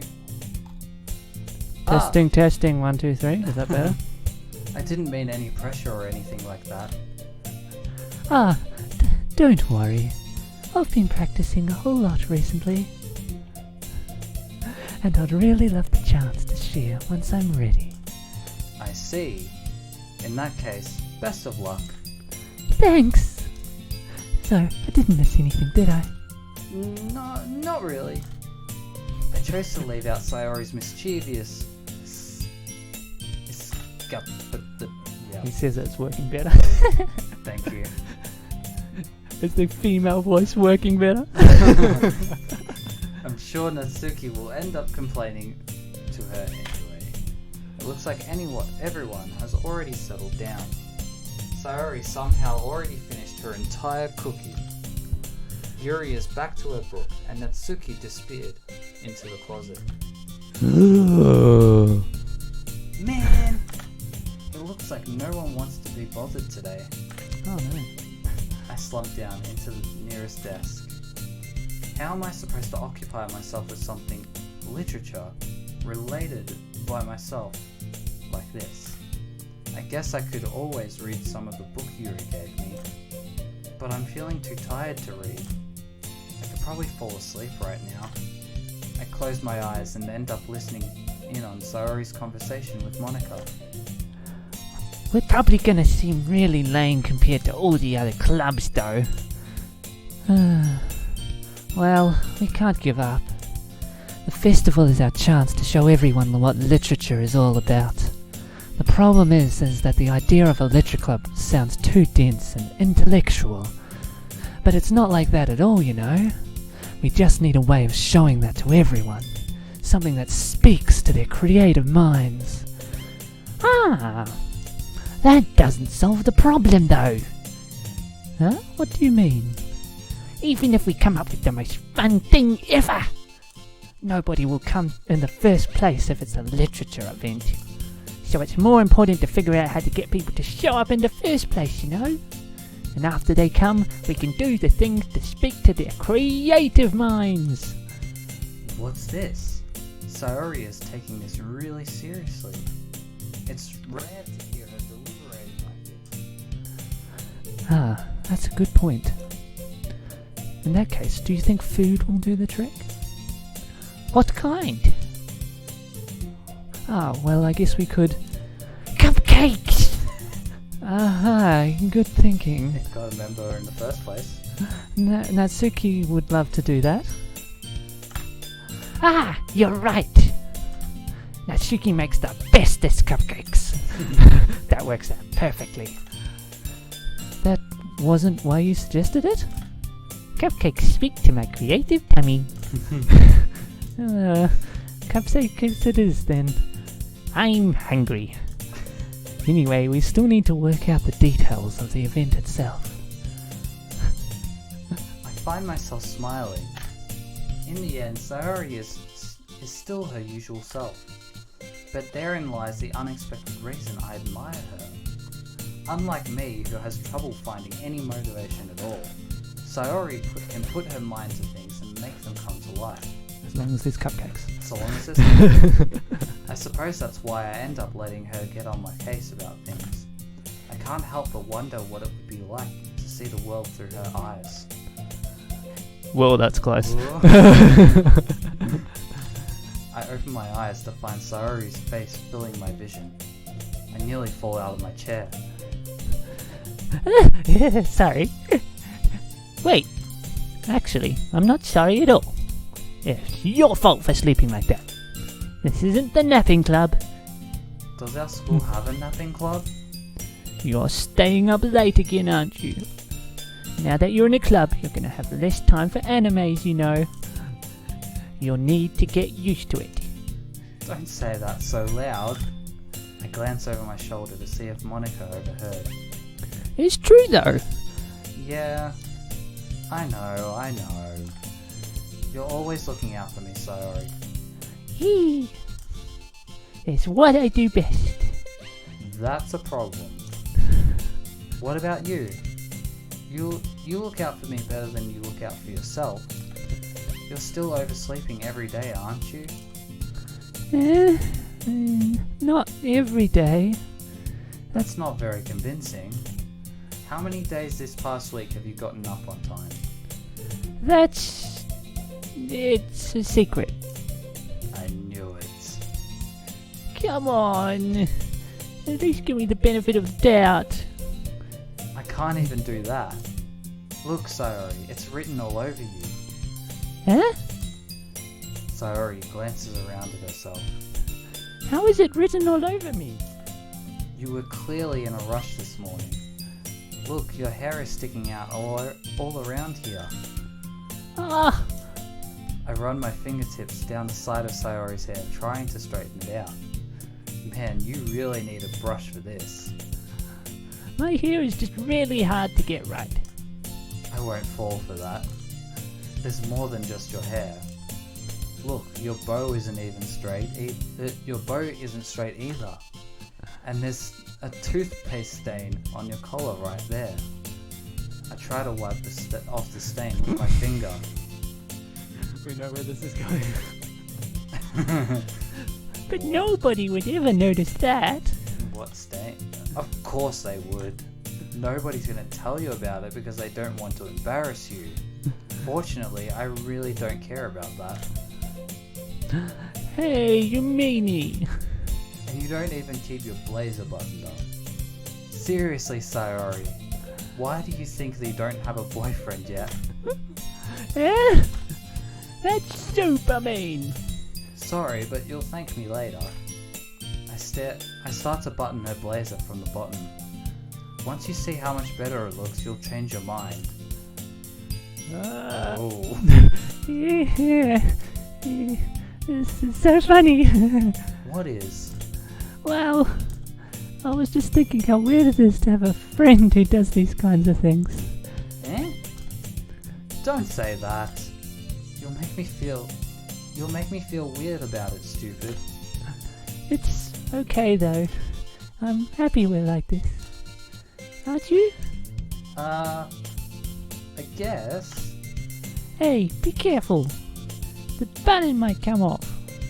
Why is this one so hard to close? I struggle to fully close the button near her chest. Does this thing even fit you properly? It did when I bought it. If you ever buttoned it, you would have noticed sooner that it doesn't fit you anymore. What are you smiling about? It means my chest got bigger again.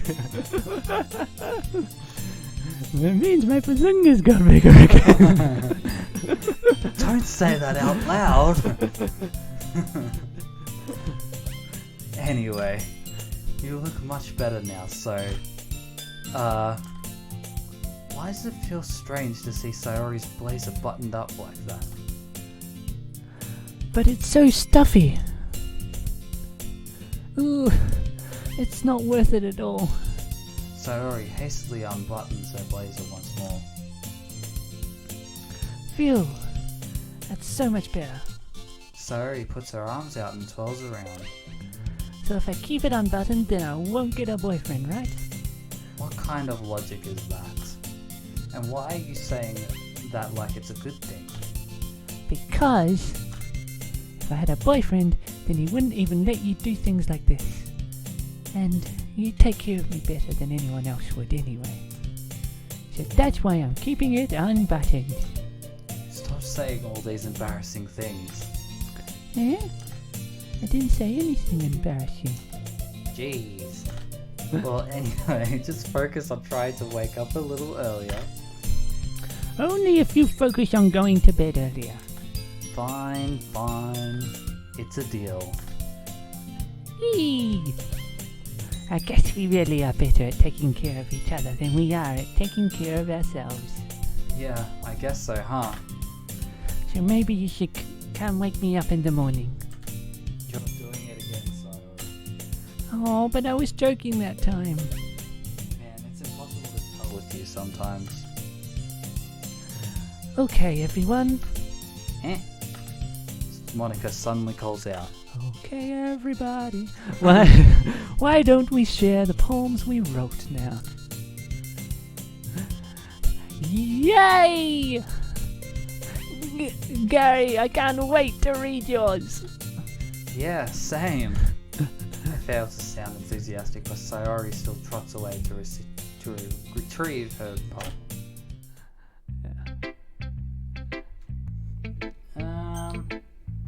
Which way should we do this? Let's go with her first.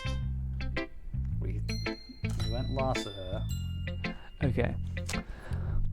Well, it's not terrible, but it's pretty disappointing after your last one.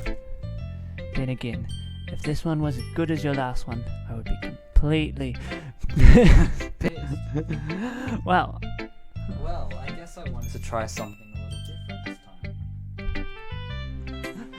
fair enough. You're still new to this, so I wouldn't expect you to find your style right away. Come to think of it, this kind of reminds me of Sayori's poem from yesterday. Yeah? You think so? Yeah, well, I guess if you've been friends with her for so long, you might be on the same wavelength. But you never really struck me as a type. Sayori has a type or something? Well, I don't know, but honestly, how can someone so fluffy spend so much time with someone like you?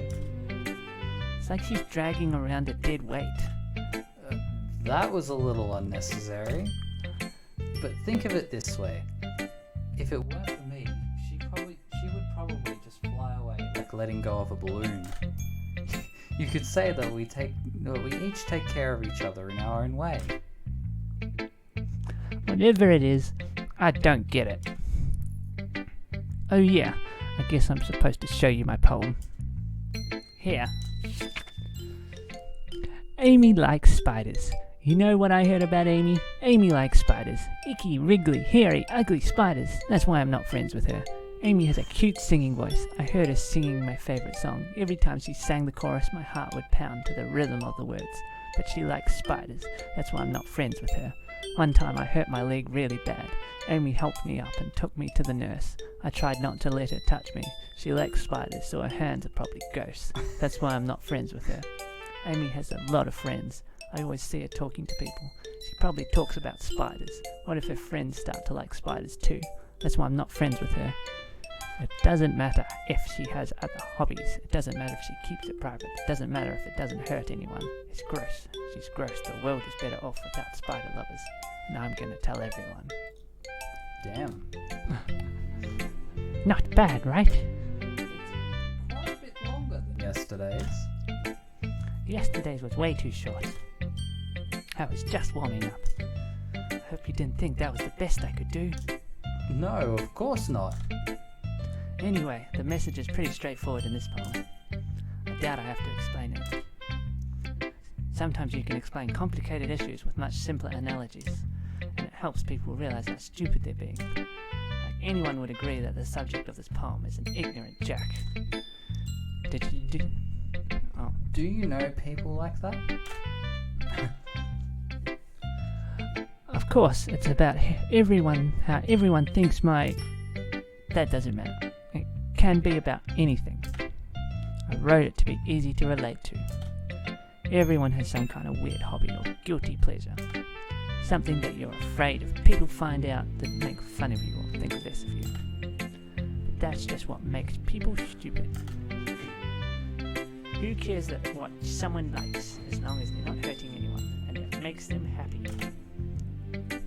I think people really need to learn to respect others for liking weird things.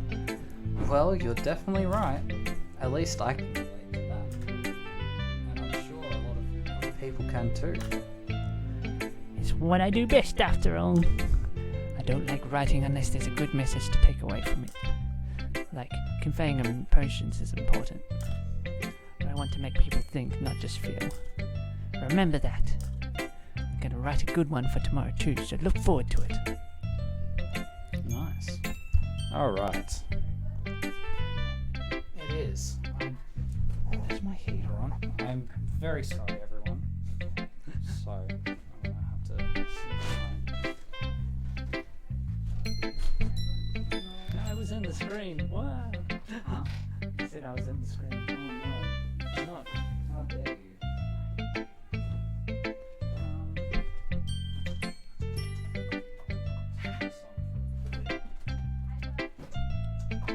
Hello. Hello.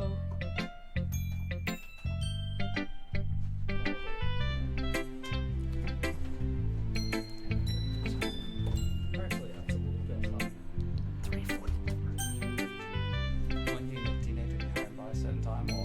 Not exactly. It's just tiny things like whether I go by bus or get picked up. I mean, I can drop you home at some point. Oh my goodness. I need to charge my phone. Give me 1 second again. Yeah.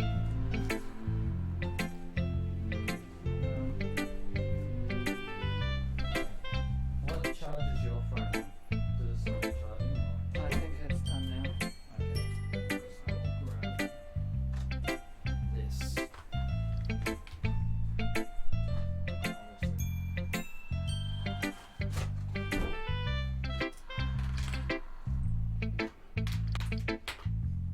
Do that.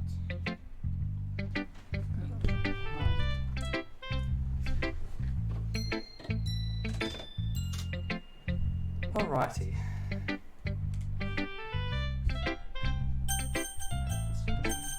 Let's go Yuri. Let's see what you've written for today. Well done, Gary. Well done, Gary. Your skills are already improving. Really? Thanks, Yuri. Coming from you, that means a lot. Huh? It's nothing. I'm just happy to help inspire fellow writers. I know you're new to this, so don't worry so much if it seems like you can't get your poem to feel perfect. You don't need to be afraid to be a little more daring. Metaphors can go a long way.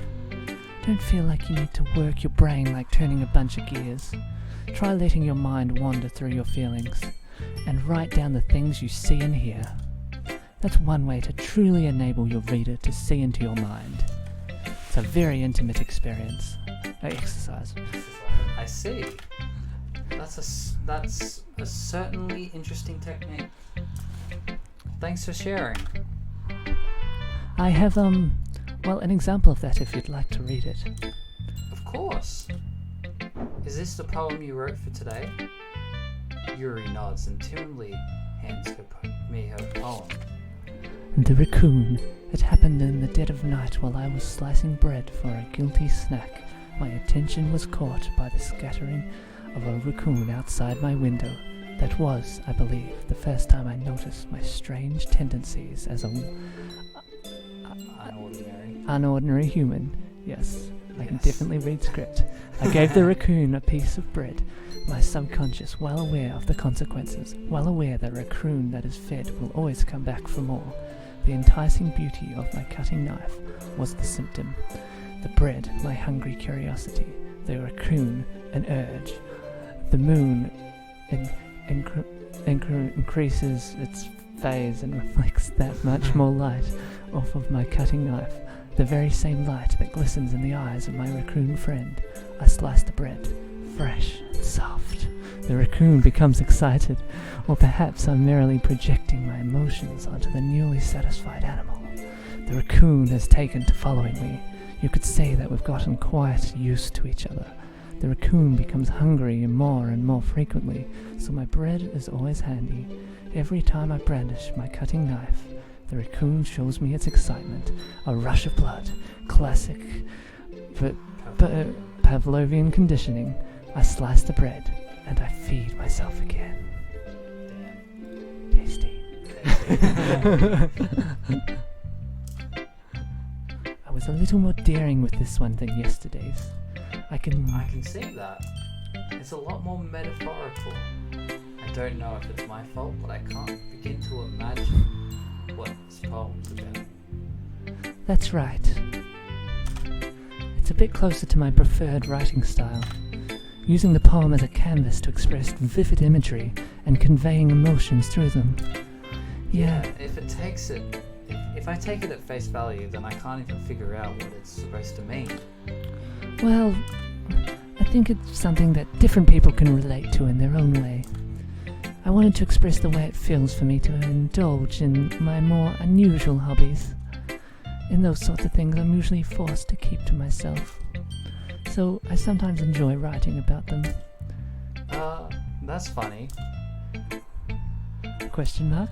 Didn't Natsuki also write something about that? About someone being ridiculed for a strange interest? Yeah? She did? Yeah. She was talking about how it doesn't matter what you're into, as long as you're not hurting anybody. She's right. I mean, does she really feel that way? Yeah. Sounds like you two have that in common. That's interesting. To me, she seemed like the kind of person who would make fun of my hobbies. But I suppose that's my fault for judging, isn't it? Please don't tell her I said that. Don't worry, I have no reason to. Okay. Well, thank you for sharing it with me. After all, if I hadn't learned to embrace my own weirdness, I would probably hate myself. I might be ranting a little bit now, but I'm glad that you're a good listener. Nice. 2 more. The leader of the group. Hi again, Gary. How's the writing going? Alright, I guess. I'll take that, as long as it's not going bad. I'm happy that you're applying yourself. Maybe soon you'll come up with a masterpiece. I wouldn't count on that. You never know. Want to share what you've written for today? Sure, here you go. I give my poem to Monica. All right. I like this one. It makes me think of something Sayori would like. Is that so? You and Sayori are really good friends, right? I wouldn't be surprised if you had those sorts of things in common. Well, we may be good friends, but Sayori and I are actually really different. Well, that may be the case. But maybe there are also some similarities that you wouldn't expect. The way she talks about you, it sounds like the two of you really care about each other's, being. That's one word. Even if you show it in different ways, it ends up being more similar than you think. So I think that's the kind of vibe I get when reading your poem. You sure you're not reading into it too much? I could be. Oh gosh, I sound like Yuri. But in any case, Sayori's writing has some kind of a gentle feel to it. I can tell that she likes exploring with emotions like happiness and sadness. Who knew that someone so happy would enjoy sad things too? Yeah, that's totally unexpected. Well, to each their own. And you shouldn't be afraid to experiment a little bit either. But anyway, you want me to read my poem now? I like the way this one turned out, so I hope you do too. Alright, let's take a look. Save me. The colours, they won't stop. Bright, beautiful colours, flashing, expanding, piercing, red, green, blue, an endless cacophony of meaningless noise. The noise, it won't stop.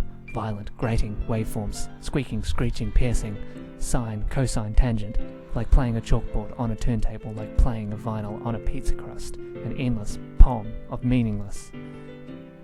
Load me. Oh, jeez. Load me. It's even more abstract than your last one, huh? I guess it's just the way I write. I'm sorry if you don't like it. No, I never said that. It's just the kind of thing I've never really seen before, I guess. I kind of like playing with my space on the paper. Choosing where and how to space your words can totally change the mood of the poem. It's almost like magic. The way I wrote the lines really short makes it feel like they're trying to speak over the noise. I see. It's still hard for me to tell what it's about, though. Yeah. Sometimes asking what a poem is about isn't the right question. A poem can be as abstract as physical expression of a feeling, or a conversation with the reader. So putting it that way, not every poem is about something. Anyway, here's Monica's writing tip of the day. Sometimes you'll find yourself facing a difficult decision. When that happens, don't forget to save your game. You never know when you might change your mind, or when something unexpected might happen. Wait, is this tip even about writing? What am I even talking about? That's my advice for today. Thanks for listening. Should probably save your game. Save. I love doing the Monica voice. Yeah. Oh my goodness, this one too. This is so good, Gary. Eh? I love it. Especially after yesterday's poem. You're too honest sometimes, sorry. No, but really, I want to put this on my wall. Can I? Sorry. You must be seriously overreacting. I'm not a good writer at all. I honestly have no idea what I'm doing. Well, maybe that's why. Because I have no idea what I like either. Jeez. I'm sure Yuri's opinion has to be a little more constructive than this. Maybe even Natsuki's. Are you sure you don't like it just because I wrote it? Huh? Well, I'm sure that's part of it. I think I understand you better than a lot of other people, you know. So when I read your poem, it's not just a poem. It's a Gary poem. It's a Gary poem. And that makes it feel extra specialsies. Like I can feel your feelings in it. Sayori hugs the sheet against her chest. You're so weird, Sayori.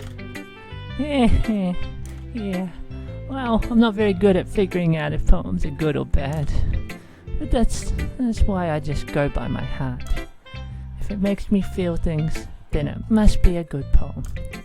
I'm not sure that's exactly how it works. Then again, I guess conveying feelings is a pretty important part of this whole thing. Yeah, maybe. Honestly, I don't even know what kind of writing you like in the first place. Yeah, me neither. Why don't you at least try giving it some thought? Oh, you want to write something for me? That's so sweet. Yeah, right. But you're always thinking about other people. You need to think about yourself once in a while. If you don't, you might end up getting hurt at some point. Huh? Well, I don't really know what you mean, but I'll try to keep it in mind. Well, whatever. Anyway, let's see. I guess I like happy poems. Wait, sometimes I like sad poems too. Sometimes a little bit of both. There's a word for that, right? What's the word I'm looking for? Bittersweet. Yeah. I like things that are happy and things that are sad. Happy and sad. I can't see you liking something sad, Sayori. Well, I like happy the most.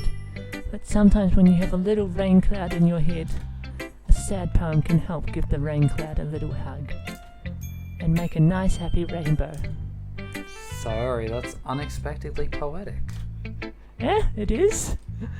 Maybe I'm getting better at expressing my feelings after all. Thanks, Gary. I should go write that down then. You can read my poem now, okay? Bottles. I pop off my scalp like the lid of a cookie jar. It's the secret place where I keep all my dreams, like balls of sunshine all rubbing together like a bundle of kittens. I reach inside with my thumb and forefinger and pluck one out. It's warm and tingly, but there's no time to waste. I put it in a bottle to keep it safe, and I put the bottle on the shelf with all the other bottles. Happy thoughts, happy thoughts, happy thoughts in a bottle. collection makes me lots of friends, each bottle a starlight to make amends. Sometimes my friends feel a certain way. Down comes a bottle to save the day. Night. We moved. I went too far, didn't I? Yeah. Night after night, more dreams, friend after friend, more bottles. Deeper and deeper my fingers go, like exploring a dark cave, discovering the secrets hiding in the nooks and crannies. Digging and digging, scraping and scraping, I blow dust off my bottle caps. It doesn't feel like time elapsed. My empty shelf could use some more. My friends look through my locked front door. Finally, all done, I open up and in come my friends, and they come in such a hurry. Do they want my bottles that much? I frantically pull them from the shelf, one after the other, holding them out to each and every friend, each and every bottle, but every time I let one go, it shatters against the tile between my feet. Happy thoughts, happy thoughts, happy thoughts in shards all over the floor. They were supposed to be for my friends who aren't smiling. They're all shouting, pleading, something, but all I hear is echo, echo, echo, echo, echo inside my head. Damn. Holy crap. Sahari, did you really write this? Of course I did. Didn't I tell you yesterday I was going to write the bestest poem ever? Yeah, but I mean, I didn't expect something like this coming from you. Monica taught me a whole lot, and I've been really in touch with my feelings recently. I see that. It's almost kind of creepy. Creepy? Well, not exactly. Maybe because I'm so used to you being cheerful. Well, never mind. I'm thinking too hard about it. The point is, it came out good, so you should be proud of it. Oh, thanks.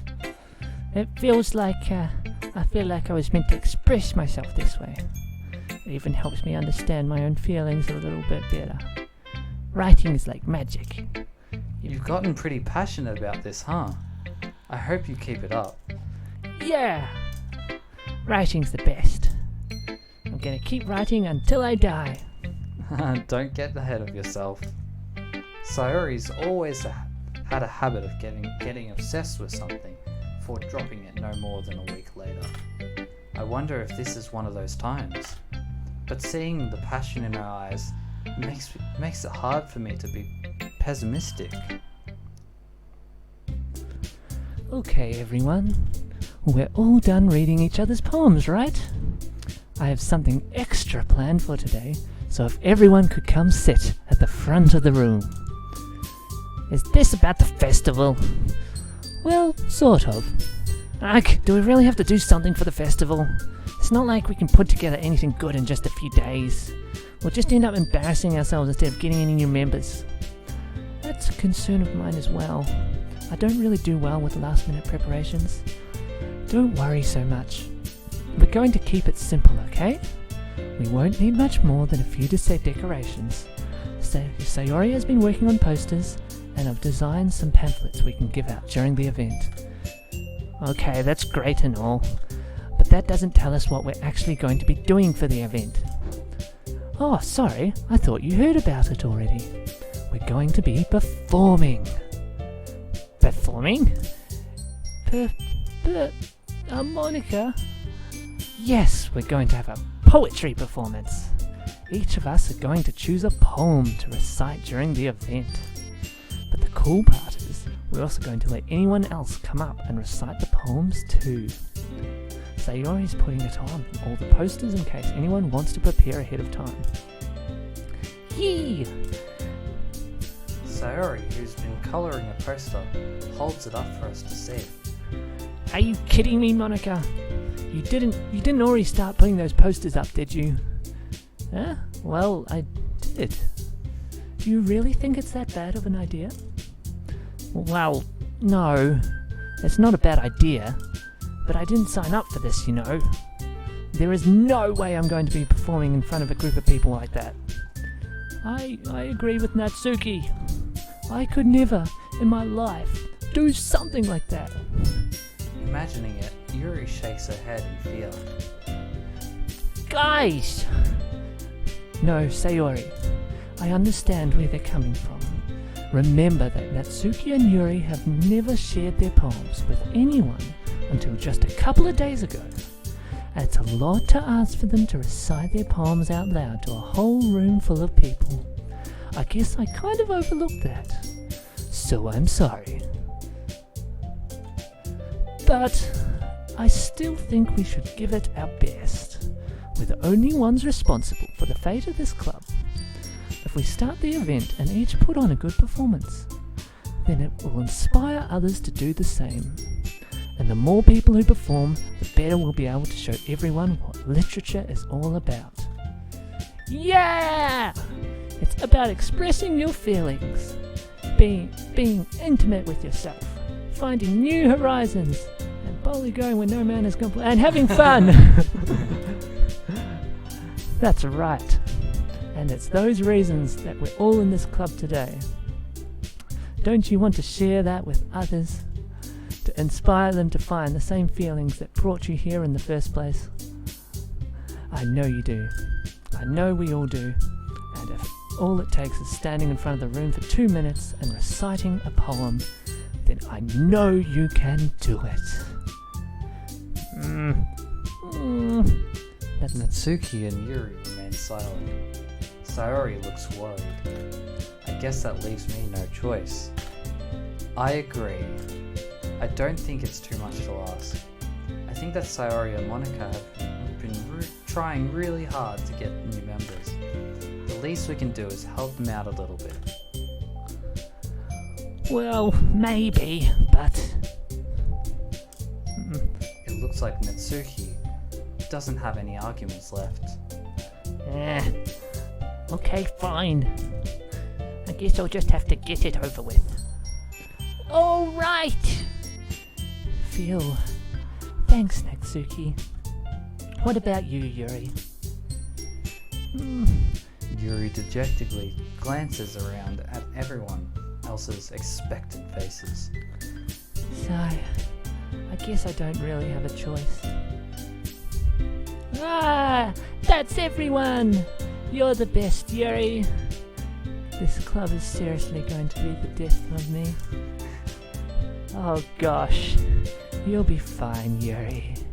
But anyway, let's move on to the main event. I want each of you to choose a poem of yours. We're going to practice reciting them in front of each other. No way! Monica, this is too sudden. Well, if you can't recite your poem in front of the club, how do you expect to do it in front of the strangers? Oh no. Don't worry. I'll start off to help everyone feel a little bit more comfortable. Can I go next? Of course. Now let's see. Monica flips through her notebook to the specific poem she has in mind for herself. Then she stands behind the podium. The title of this poem is The Way They Fly. Ahem. Monica begins reciting her poem. Her clear, confident voice fills the room. More than that, her inflection is pristine. Her inflection. Inflection, sorry. She knows exactly how to apply emotion behind each line she recites, bringing the words to life. Is this something she's done before, or is she simply a natural? I glance around me. Everyone has their eyes on Monica. Sayori looks amazed. Yuri has an intense expression on her face that I don't understand. Finally, Monica finishes her recitation. I'm just imagining like my fellow Americans. I had a dream. The four of us applaud. Monica takes a breath and smiles. That was so good, Monica. Thank you very much. I was just hoping to set a good example. Are you ready to go next, Sayori? Oh, I'll go next. Yuri's fired up all of a sudden. Yuri clutches a sheet of paper between her hands and stands up. Keeping her head down, she walks quietly over to the podium. This poem is called... Yuri anxiously glances at each of us. You can do it, Yuri! It's called After Image of a Crimson Eye. Yuri's voice shakes as she starts reading the poem. Just a moment ago, she practically refused to do this. Why is she suddenly putting in so much effort? As Yuri gets past the first couple of lines, her voice changes. It's almost like what happens when Yuri gets absorbed into her books. Her quivering words transform into the sharp syllables of a fierce and confident woman. The poem is full of twists. The Pope is full of twists. Ooh. And turns, and in its structure that she enunciates with perfect timing. This must be a rare glimpse into the whirling fire Yuri keeps concealed inside her head. Suddenly, she's finished. Everyone is stunned. Yuri snaps back into reality and glances around her as if she bewildered even herself. It's up to me to save this situation. I'm the first to start applauding. Everyone joins me afterwards, and we give Yuri the recognition she deserves. It's not that we didn't want to applaud for her, but we were caught so off guard that we must have forgotten.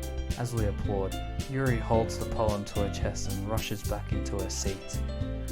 Yuri, that was really good. Thank you for sharing. Looks like Yuri is down for the count. Okay, I guess I'm next then.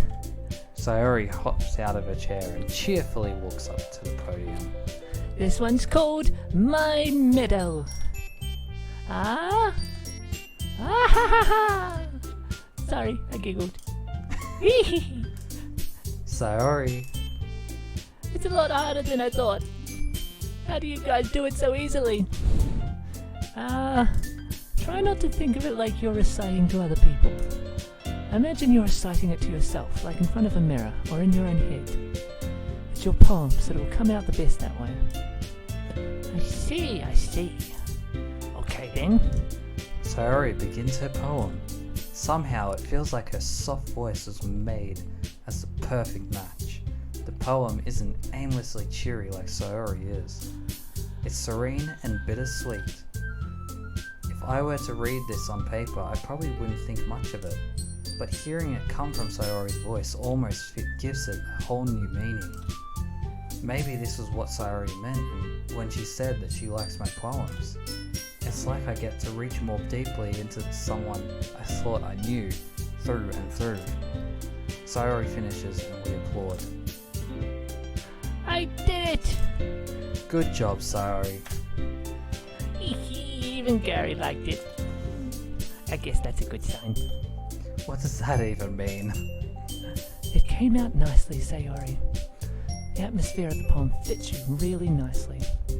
But it might be that other poems wouldn't work quite as well with that kind of delivery. Yeah, I don't really understand. In other words, I've seen poems of yours where that sort of gentle delivery wouldn't work as well. They might lead a little bit more force behind them, depending on what you're reading. Oh, I know what you mean. Well, I've been practicing that kind of thing. It's just embarrassing to do in front of everyone. Then next time I'm going to make you pick a poem that challenges you a little bit more. We don't have much time before the festival, you know? Okay. Now, who's next? Natsuki? Don't make me go before Gary. It's not like I can compare to you guys anyway. Might as well let Gary lower everyone's standards a little before I have to do it. Damn. Natsuki. It's fine. It's fine. No, that's you. It's fine. I might as well get it over with. But it's not like I have much of a selection on what to read. I'll just have to go with what I wrote for today. I stand up and step in front of the podium. Everyone has their eyes on me, making me feel terribly awful. I recite my poem. Since I'm not exactly confident in my own writing, it's hard to put energy into it. Despite that, once I finish, I receive applause anyway. Sorry, I'm not really as good as everyone else. Don't worry about it so much. I think it's less about your abilities and more about your lack of confidence in your writing. That's something that'll improve over time, though. Yeah, maybe. Alright then. That just leaves you, Natsuki. Yeah. I'm going. Forever. Natsuki begrudgingly gets out of her seat and makes her way to the podium. This poem is called... Why are you all looking at me? Because you're presenting. Anyway, the poem is called Jump. Natsuki takes a breath. Once she starts reciting the poem, her sour attitude disappears a little. While she's still a little unenthused, her poem has a rhythm and a rhyme to it. It's Natsuki's trademark style, and it works surprisingly well when spoken aloud. The words feel like they just bounce up and down as if giving life to the poem. Natsuki finishes, and everyone applauds. She huffs back into her seat. That wasn't so bad, was it? Easy for you to say. You'd better not make me do that again. Oh well. Do you at least feel prepared enough to recite a poem in front of other people? I mean, doing it in front of other people will be way easier. I can put on whatever face I want for other people. But when it's just my friends, it's just embarrassing. That's a surprise, Natsuki. I think it would be the other way around for me. Well, that's just how it is, so... Well, I guess in that case, you won't have much to worry about for the festival. That said, I want to thank everyone for coming through. It might be hard, but I hope that you all have an idea of what it's like now. Make sure you pick a poem and get enough practice before the festival, okay? I'll be making pamphlets, so let me know ahead of time what you'll be reciting. Jeez, I should probably find some other poem to recite instead. That's fine too. It doesn't have to be your own. I'm already pleasantly surprised that you're putting in all this effort for the club. Oh yes. It makes me really happy. Yeah, no problem. Okay everyone, I think that's about it for today. I know the festival is coming up, but let's try to write poems for tomorrow as well. I've been working out really nicely so far, so I'm going to continue that. It's been working out really nicely. I've been working out. Monica's above Monica. As for the festival, we'll finish planning tomorrow, and then we'll have the weekend to prepare. Monday's the big day. I can't wait! I can do this. I can do this. Alright. I stand up. There's Whoa. no way I'll be... I said whoa. There's no way I'll be able to find the same enthusiasm as Sayori and Monica, but I'll do my best to get through it. If it's for the sake of the club, and impressing Monica, then I'll have to do my best. Ready to... Oh, whoops. that's You ready to go, Sayori? Yep. Look at you two, always going home together like that. It's kind of adorable, isn't it? Jeez, guys. Don't make such a big deal out of it. Must be a little nice though. Well, how am I supposed to respond to that? It's okay, Gary, you don't have to say it. Whatever, let's go already. I walk home with Sayori once more. Even though it's only been a few days, a lot of things have already changed. But today's Sayori is being a little quieter than usual on her way home. Hey Sayori. Hmm? Oh, sorry, I was spacing out. No wonder. I was thinking about something from earlier. I like how we get to...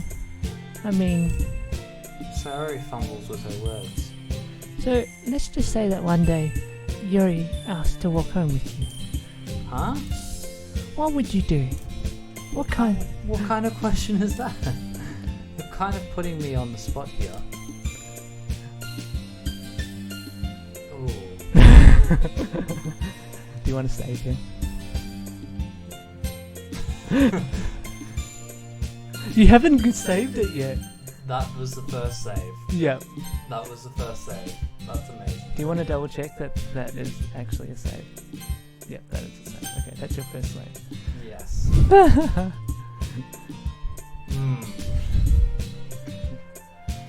I believe in you, goats.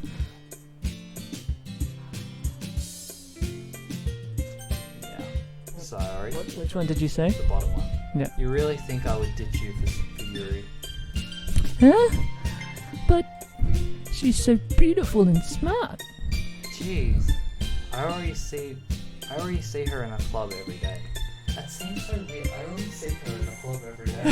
In high school and stuff. Yeah. Besides, you always seem to really like going home together. I wouldn't just ruin that for you. You're so silly, Yuri. You think about me too much sometimes. Yuri would deserve it if she wanted it, so... Sorry, I've already made up my mind. I really can't figure you out sometimes. Oh, sorry. Besides, what's the point in speculating something that's never going to happen? The conversation trails off. It's kind of weird. It's kind of a weird thing to sorry to care so much about. But I want to respect her and keep her happy too. Then again, the festival is only a few days away. Who knows what will happen in that time? Da da da da da da da da da da da da. Okay, fine. Socks.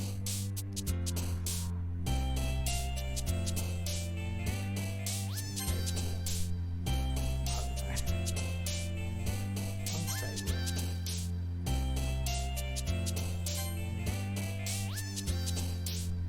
Are you trying to do Yuri now? I mean, might as well, but Oh. anyway. I'm doing a bit of everything, honestly. Contamination. Yuri is contaminated. Bubbles. Babies! Despise.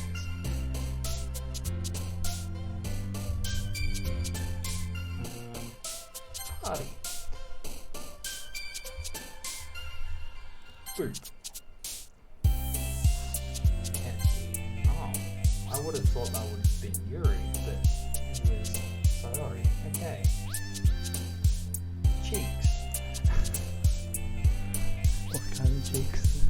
Ooh, that's the ultimate question. Agonizing. I always love this word. It's melancholy. Yeah. I like cacophony. That's in there as well. Oh, was that in the last? Oh, Oh, it's somewhere in there as well. That's like loud. yeah. Melancholy is a cool word, yes. Aura. Doki Doki. Massacre. We love massacres. No, sure. Fluffy. Lovely. Oh man, I'm the last one here again. Don't worry, I just walked in too. Were you practicing piano again? Yeah. You must have a lot of determination. Starting this club and now picking up piano. Well, maybe not determination, but I guess passion. Remember that the club wouldn't be here if it wasn't for all of you. And I'm super happy that you're all willing to help out for the festival too. I can't wait for the festival. It's gonna be great. Huh? Weren't you complaining about it just yesterday, Natsuki? Well, yeah. I'm not talking about our part of the festival, but it's a whole day of the school where we get to play and eat all kinds of delicious food. You sound a bit like... You sound a bit like sorry all of a sudden. Monica, do they usually have fried squid? Squid? That's a pretty specific thing to look forward to. Oh, come on. Are you saying you don't like squid? You, of all people? Huh? I didn't say I don't like it. Besides, what do you mean by you of all people? Because it's right in your name. Monica. Huh? That's not how you say my name at all. Also, that joke makes no sense in translation. I believe mon in Japanese is like squid. Yeah. Yeah. Never mind. Let's just focus on our own event for now, okay? Fine. Your reactions aren't as fun as Yuri's or Sayori's anyway. Excuse me, where is Sayori anyway? Where is Sayori anyway? Oh, there you are. Sayori is sitting at a desk in the corner of the room, looking down at nothing. I walk over to her. Hey Sayori. I wave my hand in front of her face. Eh? Sorry, I'm trying You're to do something. That's alright. I'm spacing out as well. You do that, I will take over the voices. Yeah, okay. You're spacing out again. Huh? Sorry. Don't mind me. You can go talk to everyone else. You don't have to do the voices if you don't want. I'm trying my hardest. Huh? Is everything alright? Of course. Why wouldn't it be? It just feels like you're a little off. Sorry for assuming things. Jeez, you worry too much about me. I'm fine, you see? Sayori shows me a big smile. Don't let me distract you from having fun with everyone. Well, alright. If you say so. I worriedly glance at Sayori before turning back towards everyone else. But the conversation has already dispersed, with everyone back to their usual activities. Maybe I should ask Monica if she noticed anything about Sayori recently. Since they've been preparing for the festival, they must be spending a lot of time together. I timidly approached Monica, who was shuffling through some papers at her desk. Gary, what's up? Hey, this might sound a little strange, but have you noticed anything up with Sayori recently? Anything up with her? In what way do you mean? Maybe I'm reading into it a little too much, but she seems a bit downcast today. Oh, you think so? I can't say I've noticed anything about her. Monica peers across the room at Sayori, who is idly dragging a rubber eraser up and down her desk. Maybe there is something on her mind. But I'm surprised I'm not the one asking you, Gary. You certainly know her a lot better than I do. Yeah, but she's never really like this. She's always talked to me about things that bothered her. But this time, when I asked her, she was really dismissive. Sorry, I know it's not your problem. I just wanted to ask if you knew anything, so I'll drop it now. No. It's important to me too. I mean, I'm also friends with her. And I also care about the well-being of my club members, you know? The way you're reading. I can't. Maybe I'll try talking to her myself. Eh? Are you sure about that? She seemed like she wanted to be left alone. Are you sure? Maybe she just has a hard time bringing it up with the person of interest. Person of interest?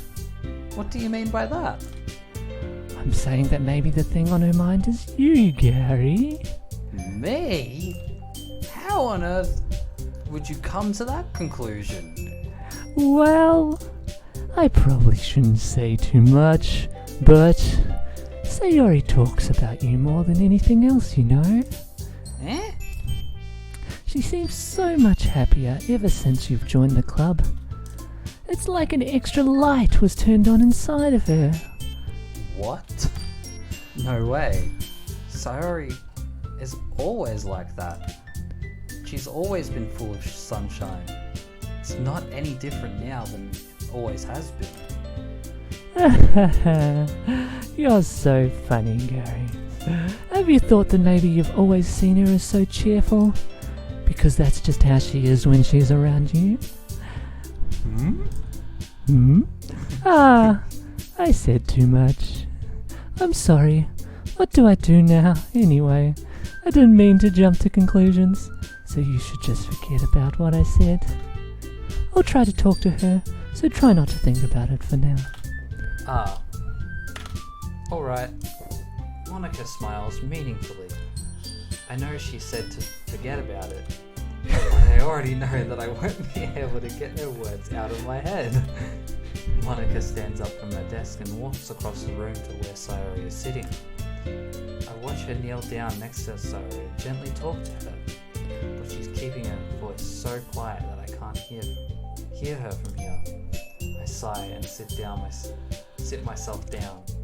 I know Sayori told me not to worry about her and to have fun with everyone else, but that's impossible to do when she's behaving like this. Exactly how much do I care about her that I'm letting this weigh me down so much? Now it feels like I'm the one behaving out of the ordinary.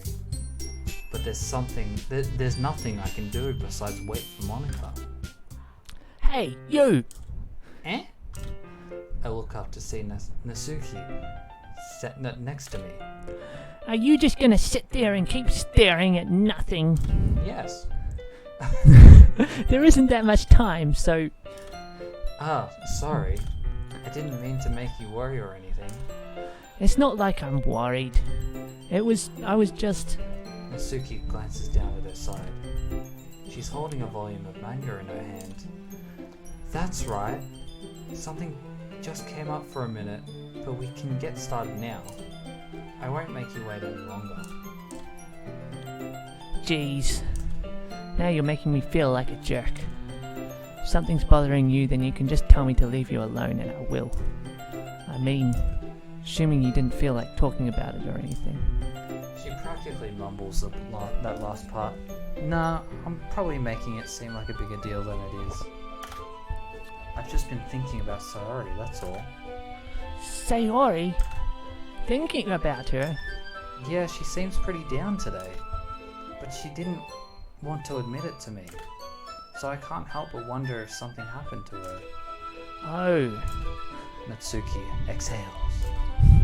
Well, first of all, you should really work on your phrasing. But anyway, you're her best friend, right? Yeah, I guess so. Yeah. Then in that case, I think you should trust her a little more. If she needed you, then you would be the first person she would go to, right?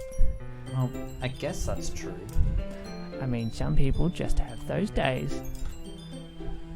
You can't always avoid it. If anything, she probably doesn't want you to worry about her because it's not important. Yeah, that's kind of what she said to me. Maybe it's not right for me to go against her wishes. Exactly. If she needs you to worry about her, then it'll be a lot more obvious. Yeah. I should have thought of it that way from the start. Natsuki fiddles with the book she's holding in her hands.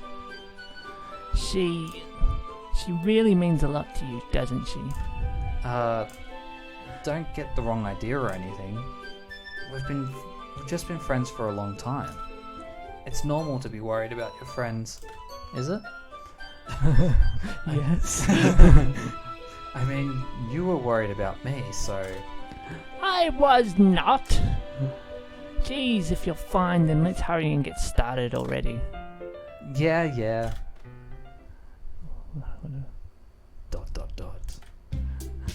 Okay, everyone. After some time passes, Monica calls out to the club room. Why don't we share our poems now? Deja vu, I've been seen this place before. Before I know it, everything is back to normal. Everyone goes to retrieve their poem. I make eye contact with Monica and she smiles at me. Stare. I wonder what she was talking about with Sayori. Alright. Who did we start with last time? Natsuki, right? Yes, sure. Let's go with Monica first. Hi, Gary. Have you thought about what you want to submit to perform at the festival? Well, being in this club is one thing, but performing in front of a bunch of people, I'll have to give it some more thought. Okay, no pressure. But whatever you do, I'm sure it'll turn out great. It would also make me happy to see. Anyway, let's take a look at today's poem. Sure. I let Monica take the poem I'm holding in my hands. It's pretty good. It makes me think of Sayori, like the other one that you wrote. You two are like the dynamic duo. That's kind of exaggerating. Yeah, probably. But you do spend a lot of time with her, even in this club, don't you? Then again, I don't blame you for being a little shy. I'm not shy. It's just... I'm just teasing. I know it takes a bit of time to make friends with everyone. But Yuri and Natsuki are super interesting people, so don't be afraid to give them their share of time. And you can talk to me every now and then too. I'm not like unapproachable or anything, am I? No, it's nothing like that. I'm just still getting used to being here, that's all. Yeah, I'm sorry if I was putting pressure on you or something. I really didn't mean it like that. No, don't worry. I get what you're saying. Well, alright. Anyway, I'll share my poem with you now, alright? Alright. The Lady Who Knows Everything.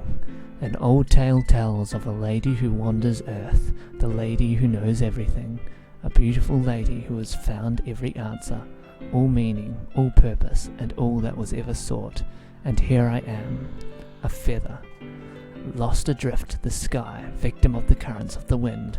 Day after day I search with little hope, knowing legends don't exist. But when all else has failed me, when all others have turned away, the legend is all that remains, the last dim star glimmering in the twilight sky, until one day the wind ceases to blow. I fall, and fall, and fall even more, gentle as a feather, a dry quill, expressionless.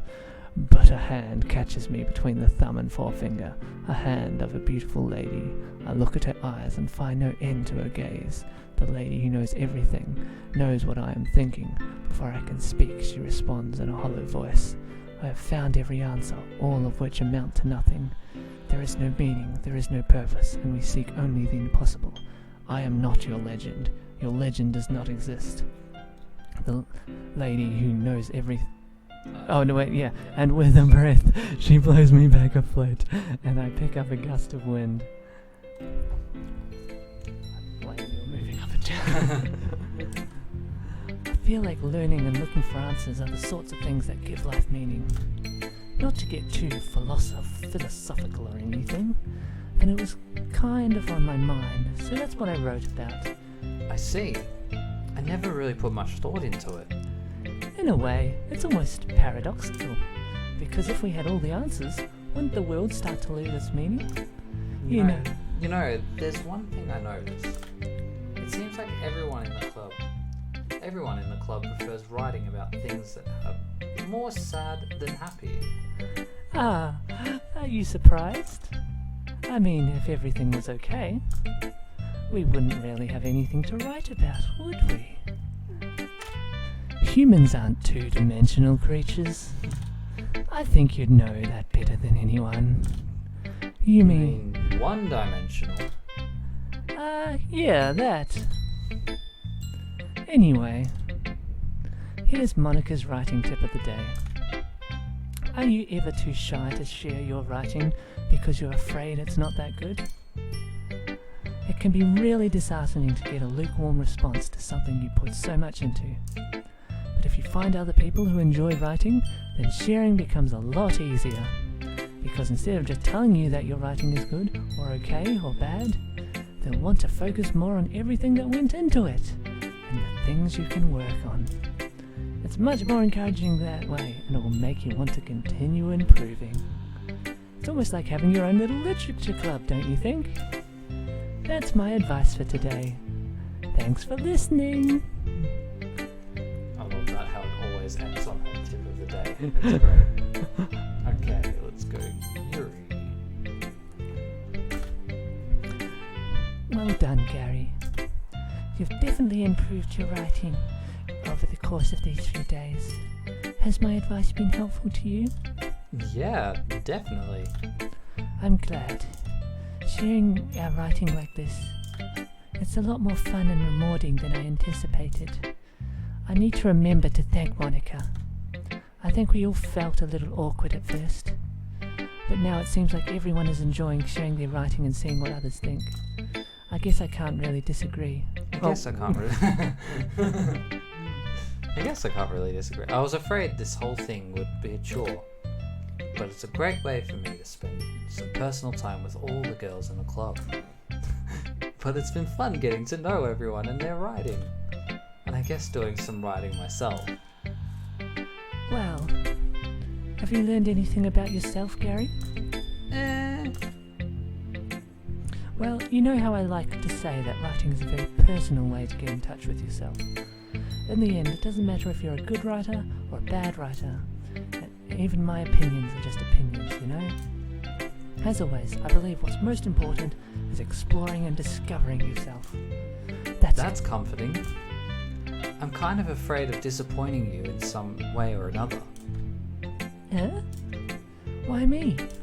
Well, you're always sophisticated with your writing and have the most advice to share.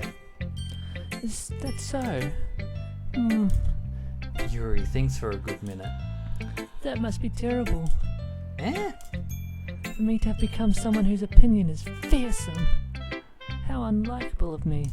Yuri, it's not as bad as you're making it sound in your head. I just meant that I respect your opinion. I see. I'm sorry that I always overthink and come to those sorts of conclusions. I'm just a little too used to it. Overthinking? Being disliked? Being disliked. Sorry. Yuri. What am I saying?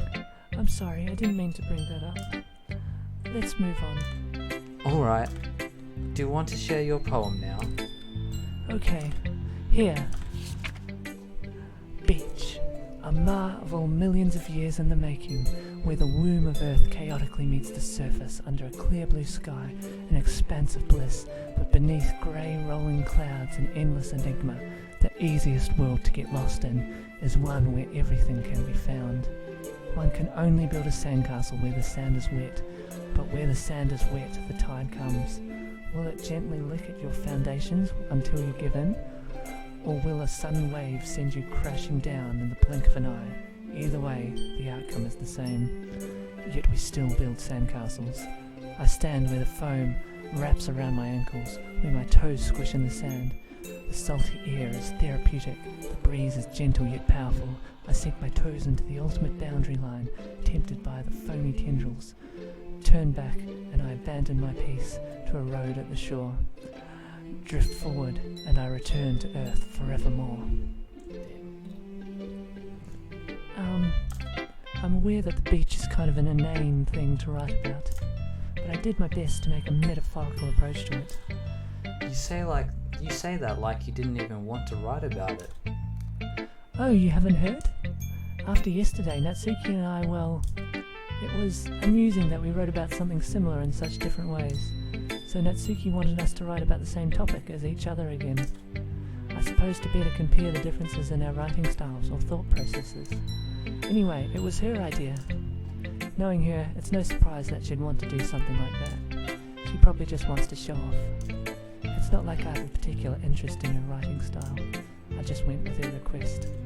But, well, I suppose it's not so bad to write about something simple on occasion. It can be refreshing, you know. It's good for me to calm my thoughts in a while. Yeah, I think I agree. Thanks for sharing. Nice. Natsuki. Wah! This one's alright. Alright?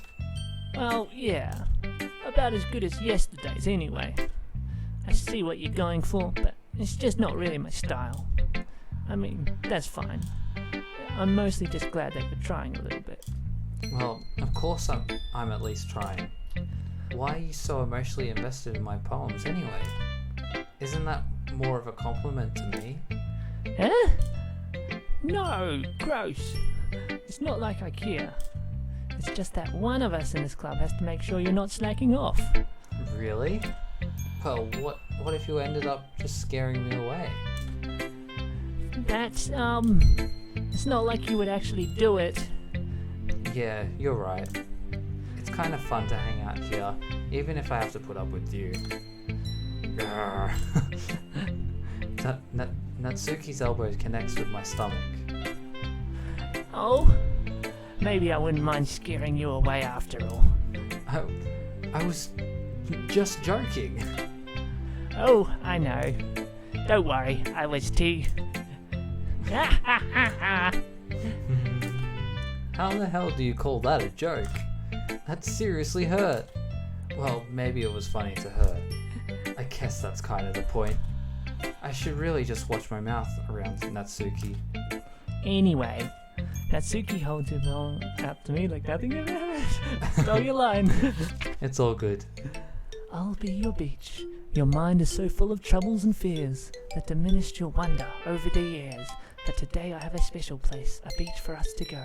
A shore reaching beyond your sight, a sea that sparkles with brilliant white. The walls in your mind that will melt away before the sunny glow. I'll be the beach that washes your worries away. I'll be the beach that you daydream about each day. I'll be the beach that makes your heart leap in a way you thought had left you long ago. Let bury your heavy thoughts in a pile of sand. Bathe in sunbeams and hold my hand. Wash your insecurities in the salty sea and let me see you shine. Let's leave your memories in a footprint trail, set you free in my windy sail, and remember the reasons you're wonderful when you press your lips to mine. I'll be the beach that washes your worries away. I'll be the beach that you daydream about each day. I'll be the beach that makes your heart leap in a way you thought had left you long ago. But if you let me be here by your side, your own beach, your own escape, you'll learn to love yourself again. I will be your beach.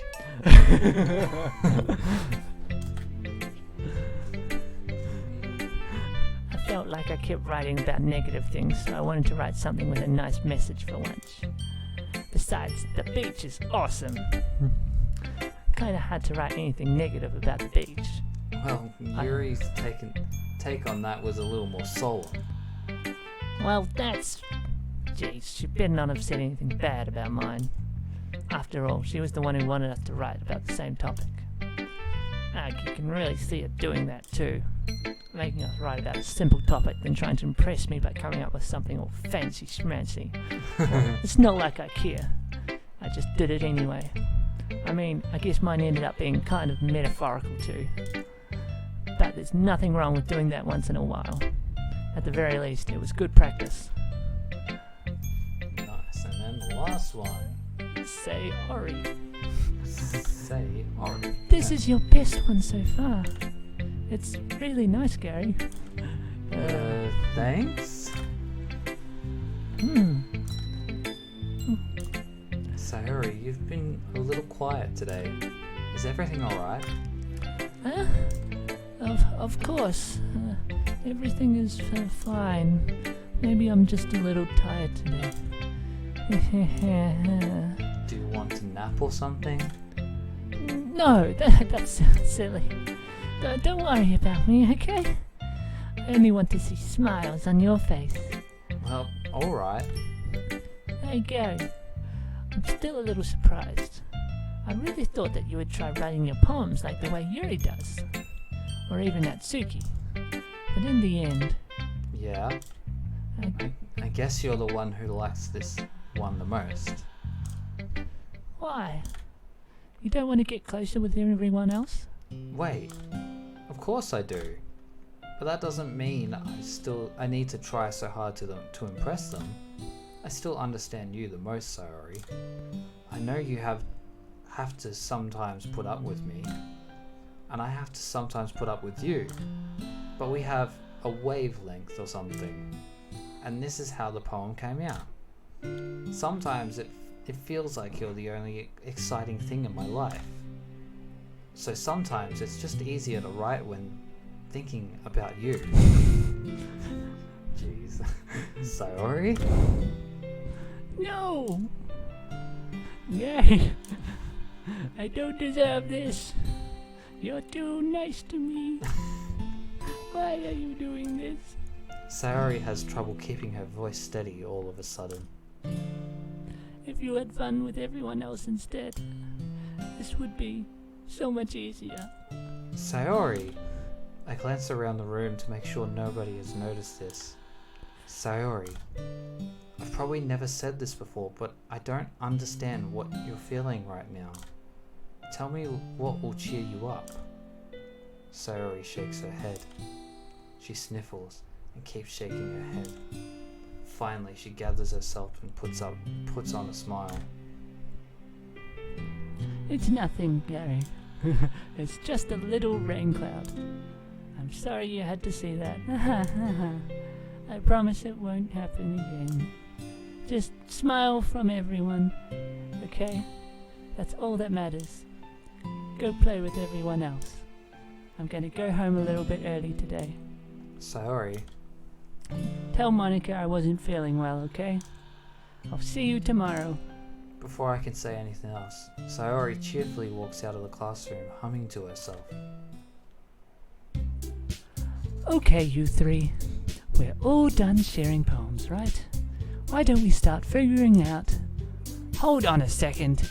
Is it just me, or did you say something strange right now? Huh? Something did sound a bit unusual. That's right.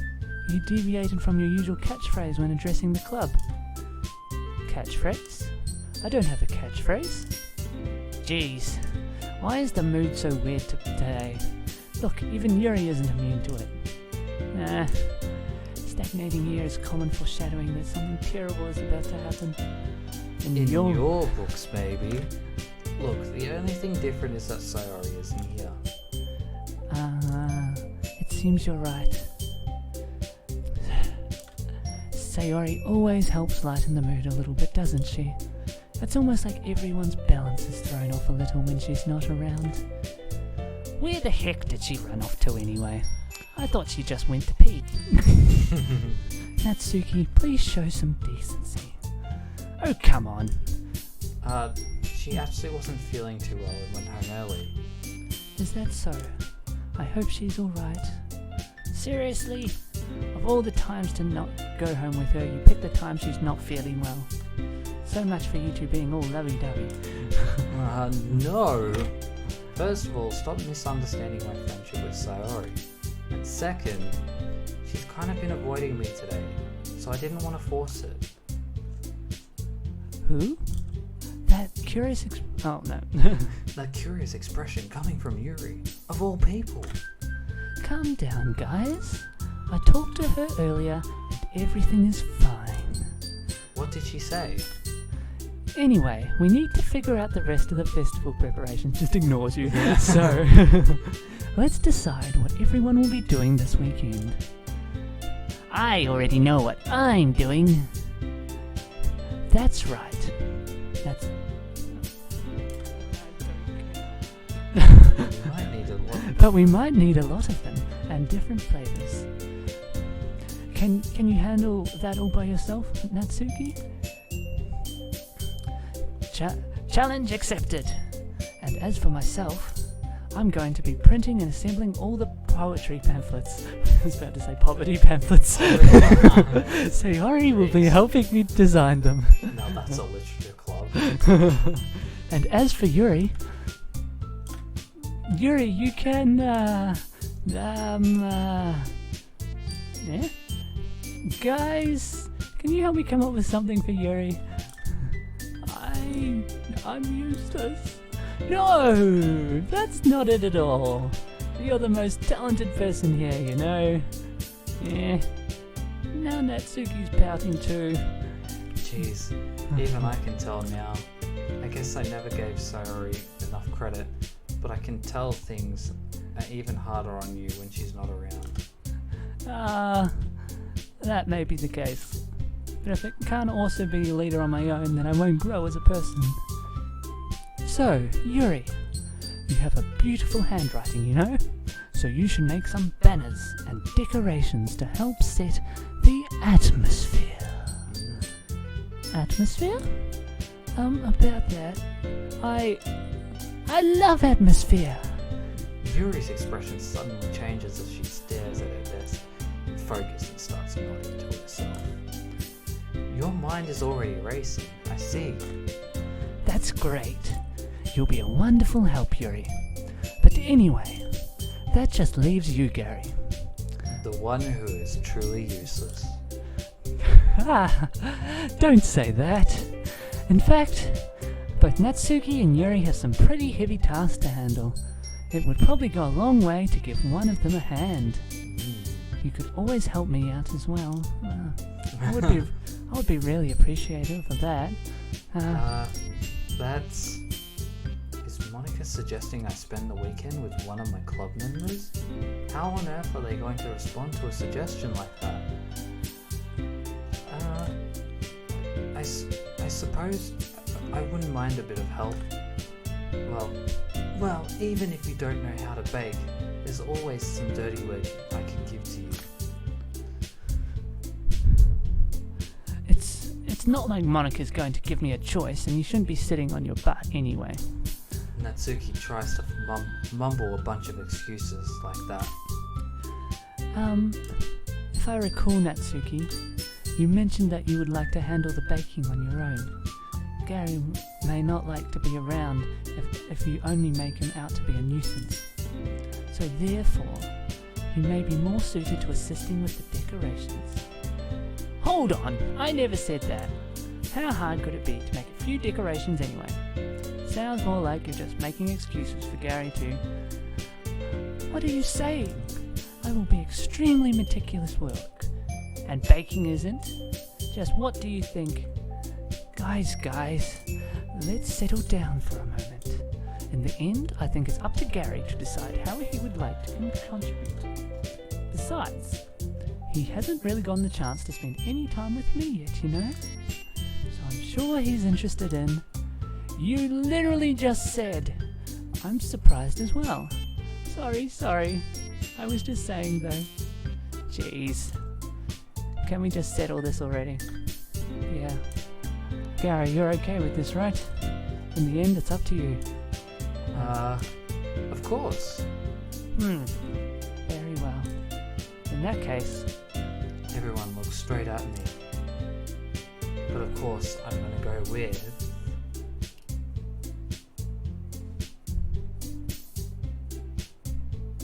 You can save it again if you want. Probably a good idea. Yes, override the save. Let's go with Yuri. Why did I override it? I could have gone back. Yeah. Oh well. Well, I'll probably be more useful helping out Yuri. Are you serious? Why would you? Natsuki? I can already tell you're about to say something mean. No, I was just saying... Ugh. So you'll be helping Yuri then, Gary? Yeah, that's what I'm going to do. I'm glad. I'll just... Yeah, you take over.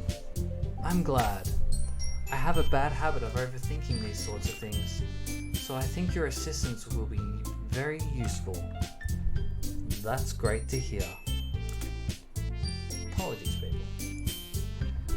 Natsuki, will you be able to handle the baking yourself? I mean, yeah. I already said I would be fine.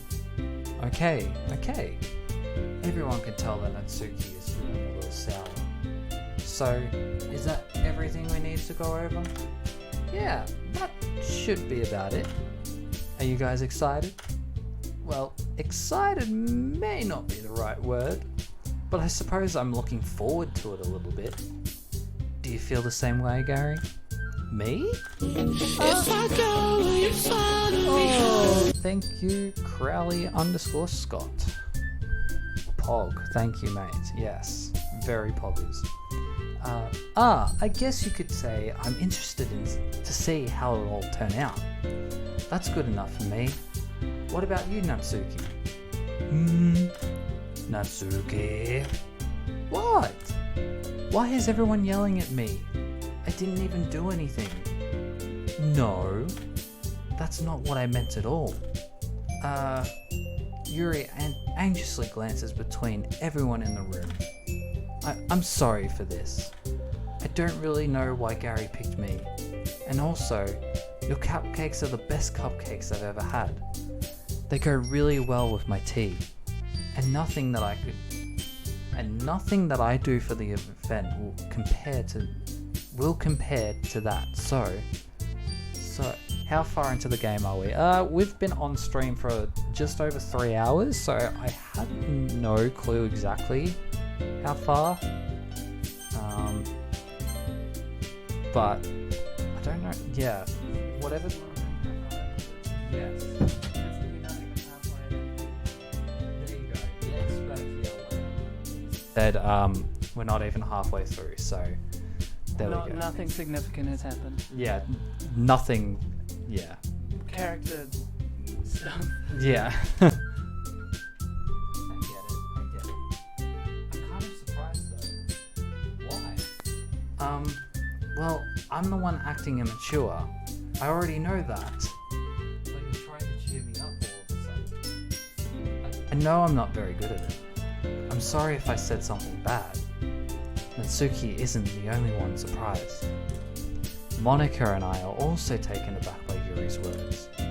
When she already has trouble with words, trying to cheer someone up must be far out of her own comfort zone. But I begin to understand. I picked Yuri. Yeah, you picked Yuri? I picked Yuri for the for the festival. Yeah, but everything else is. You can double check that this microphone is working now. Yeah, it should be. Do you want me to start doing the other lines now? Up to you if you want to. Oh, I've got like 20 minutes as well. Oh, okay, easy. If it didn't work out, even if it didn't work perfectly, I can tell that she tried to say something Sayori would say at a time like this, because Sayori always helps everyone smile and feel good about themselves. No, I kind of appreciated it. I despise Yuri.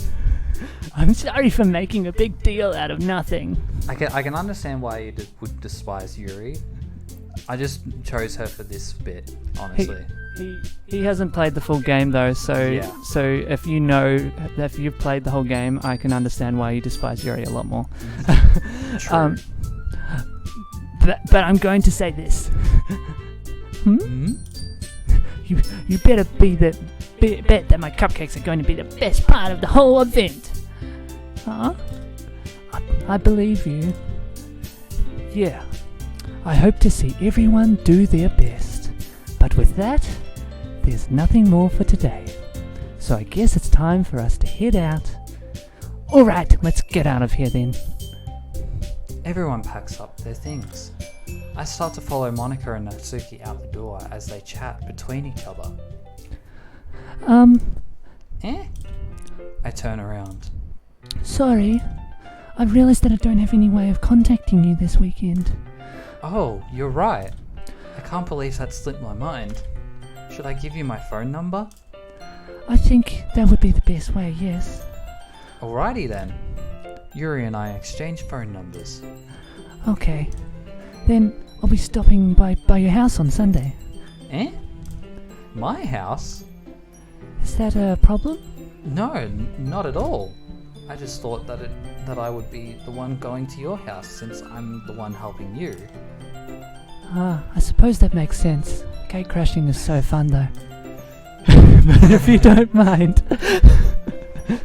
F in chat, you got Yuri's number. Yeah, F. Sorry, guys. I think I would prefer going to your house. Alright. In that case, it won't be a problem. I decide not to press Yuri for a reason. It's not like it should matter either way, so I'll just need to make sure my room is clean. I hope I managed to make myself useful in some way. What is a clean room? Anyway. I hardly know either. I'm not nearly as creative as you are. Don't underestimate yourself, Gary. I think that we'll make a very protective team. Even if you only chose me because you felt bad or something. Wait, you don't actually think that, do you? I don't know. It's difficult to come up with any other reason you may have chosen me. You're forgetting the one reason with the most common sense.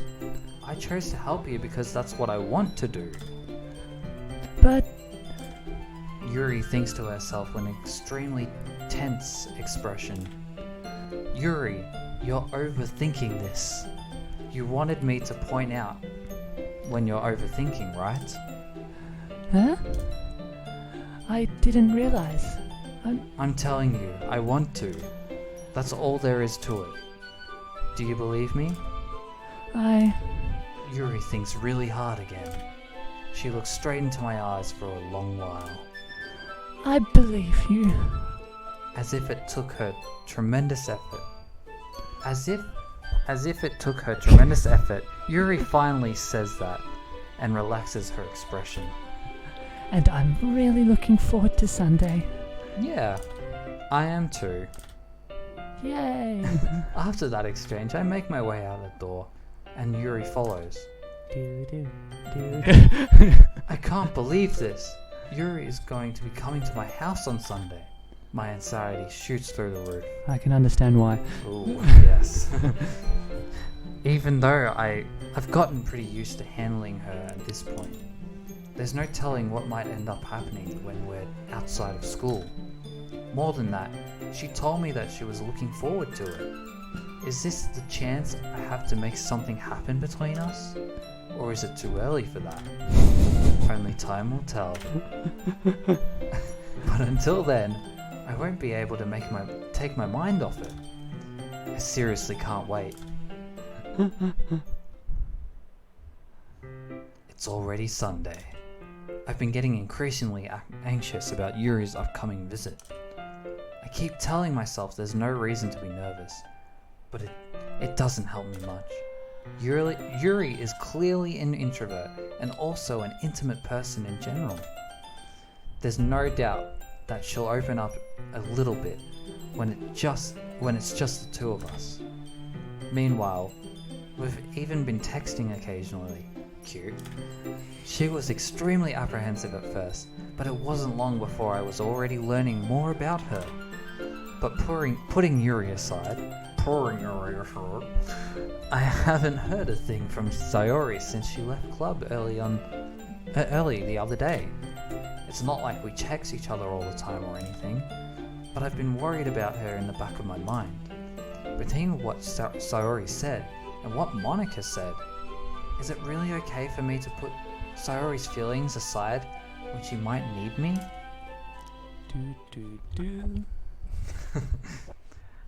I decide to visit Sayori before Yuri comes over. Rather than asking, I simply tell her I'm coming over, much like we've done in the past.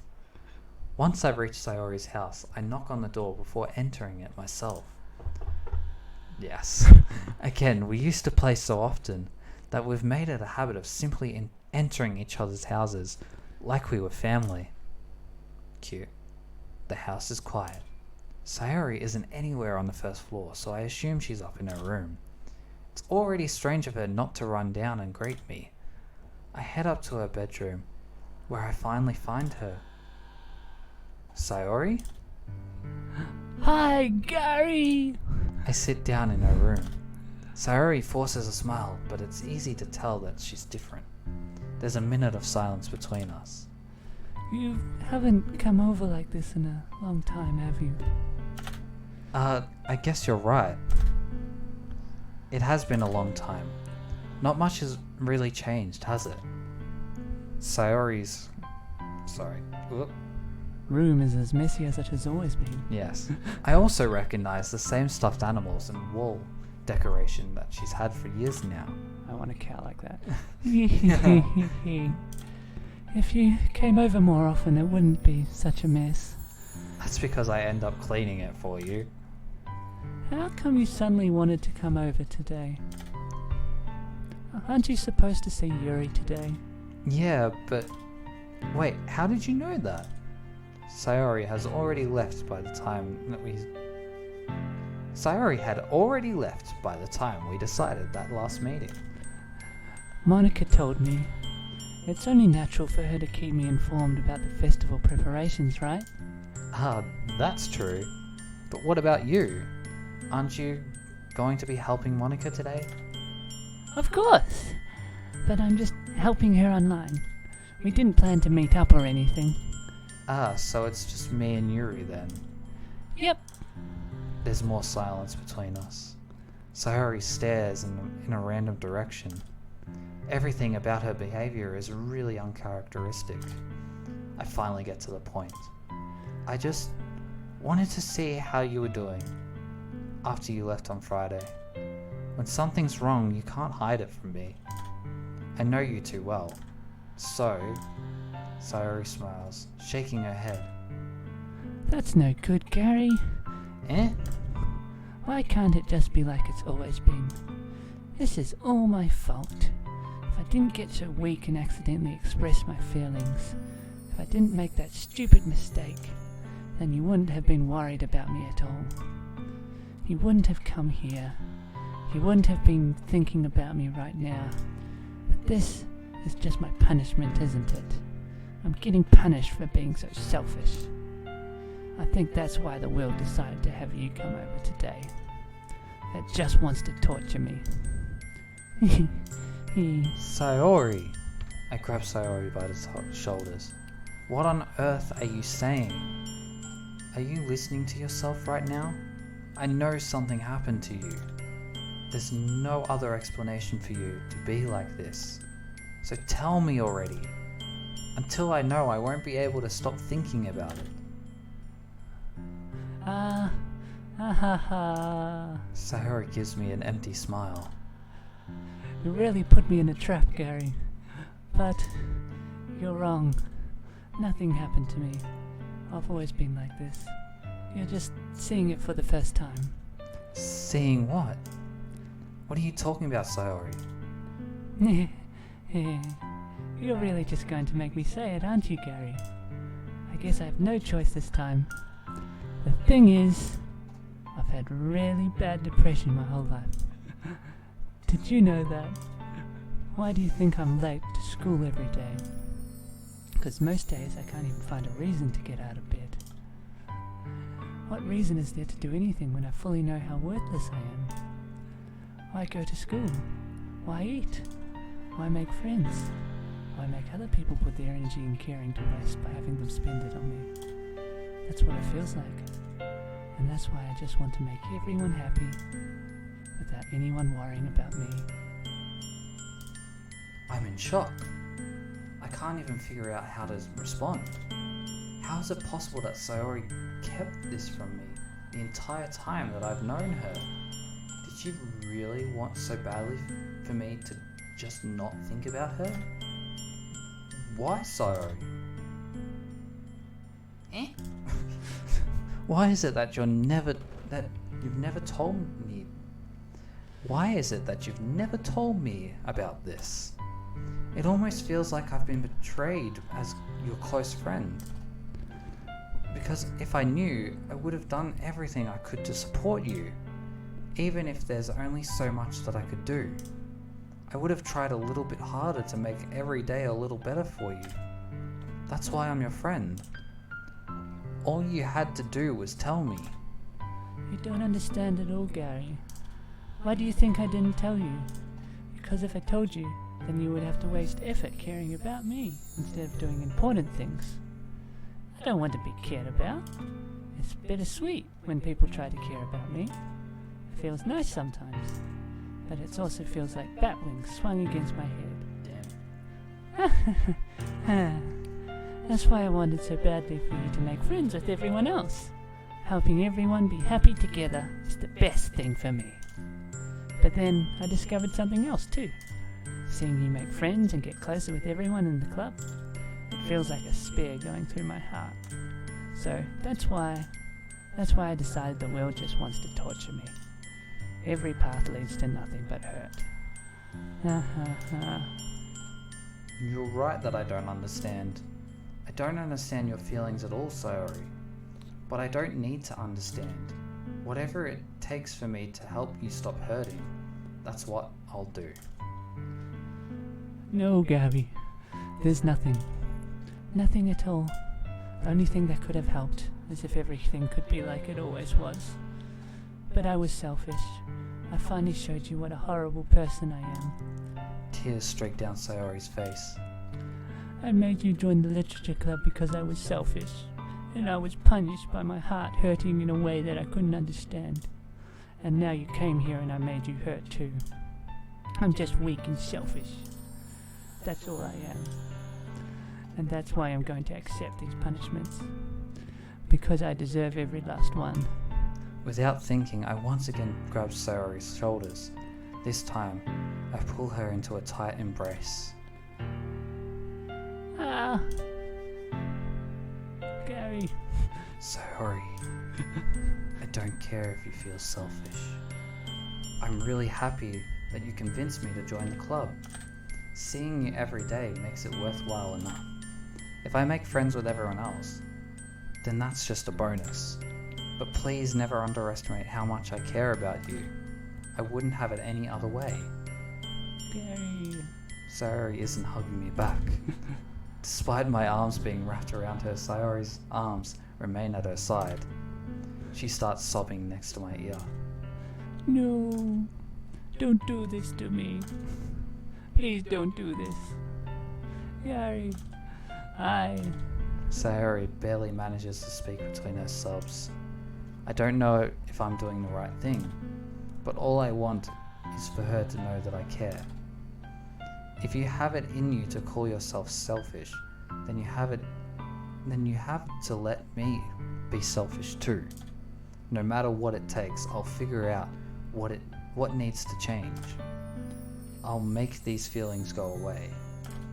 And if there's anything that you need me to do, then you'd better tell me. I'll get mad if you don't. I don't know. I don't know. I don't know. Gently, Sayori finally puts her arms around me in return. I don't know anything. It's already scary. I don't understand any of this. The only time I'm not feeling nothing is when I'm feeling pain. But your hugs are so warm, and that's really scary too. Sayori lets me go. This bit is so depressing. As she does so, I let her go as well. The festival is tomorrow. Yeah. It's going to be fun, right? Yeah. How would you like for me to spend it all with you? It's what I want. I promise. I think that would be nice then. Yeah. Sayori wipes her eyes. If I could spend the whole day here, I would. Of all days, this has to be the one where I have other plans. Maybe I should cancel. No, don't. Please don't. If you did that, then I really wouldn't forgive you. But it's almost time for Yuri to meet me at my house. At the very least, do you want to come along and help out? It would be fun. To my surprise, Sayori shakes her head. I'm sorry. I don't know if that would be very good for me to do. You understand, right? It's kind of hard for me to fully understand, but I'm trying my hardest. It's okay. Don't worry too much about it. I'll see you tomorrow, okay? Alright. I look forward to it. Do you have to go soon? Potentially, yeah. Okay. Well, do we want to save here and end the stream? So that's it. The point that I was like hoping to save is like very close to here, but like not quite. Oh, right. Okay, I'm gonna save like, that in there. but like we could save here. Yeah. It's disappointing because like we didn't make it to any. I feel like there's not really any major thing happened yet. Yeah, which is kind of true. Yeah. Well, that was kind of one of the major. Well, that was something, obviously. Yeah. Let's chuck you. Okay. Alright. Hello, Liam. Ah. All right. I totally didn't have anyone else here to read words and also to help me sort of understand everything. So, yeah. Yeah. I hope that. Yeah. I hope that wasn't too weird. That didn't come out of nowhere. No, it's alright. It's all good. Alright, well, we'll finish it there. And, yeah, I'll probably, because I've recorded this as well, I might just cut it up as well and put it in onto the YouTubes. I don't know. Or even when you, if you can, assuming you continue it. Yeah. I don't know if you. I think that's probably the other thing I'll do is stream it another day and just continue it from where we are. Yeah. If you, well, I don't know if you'd want to continue it with me sometime. Yeah, we could do that. We could either and then do you it. could cut it together. Yeah. Yeah. Because definitely the second half, it has a lot more stuff that you'd want to keep. Oh yeah. Fair enough. Alright, we're gonna finish it there. Yeah. Goodbye.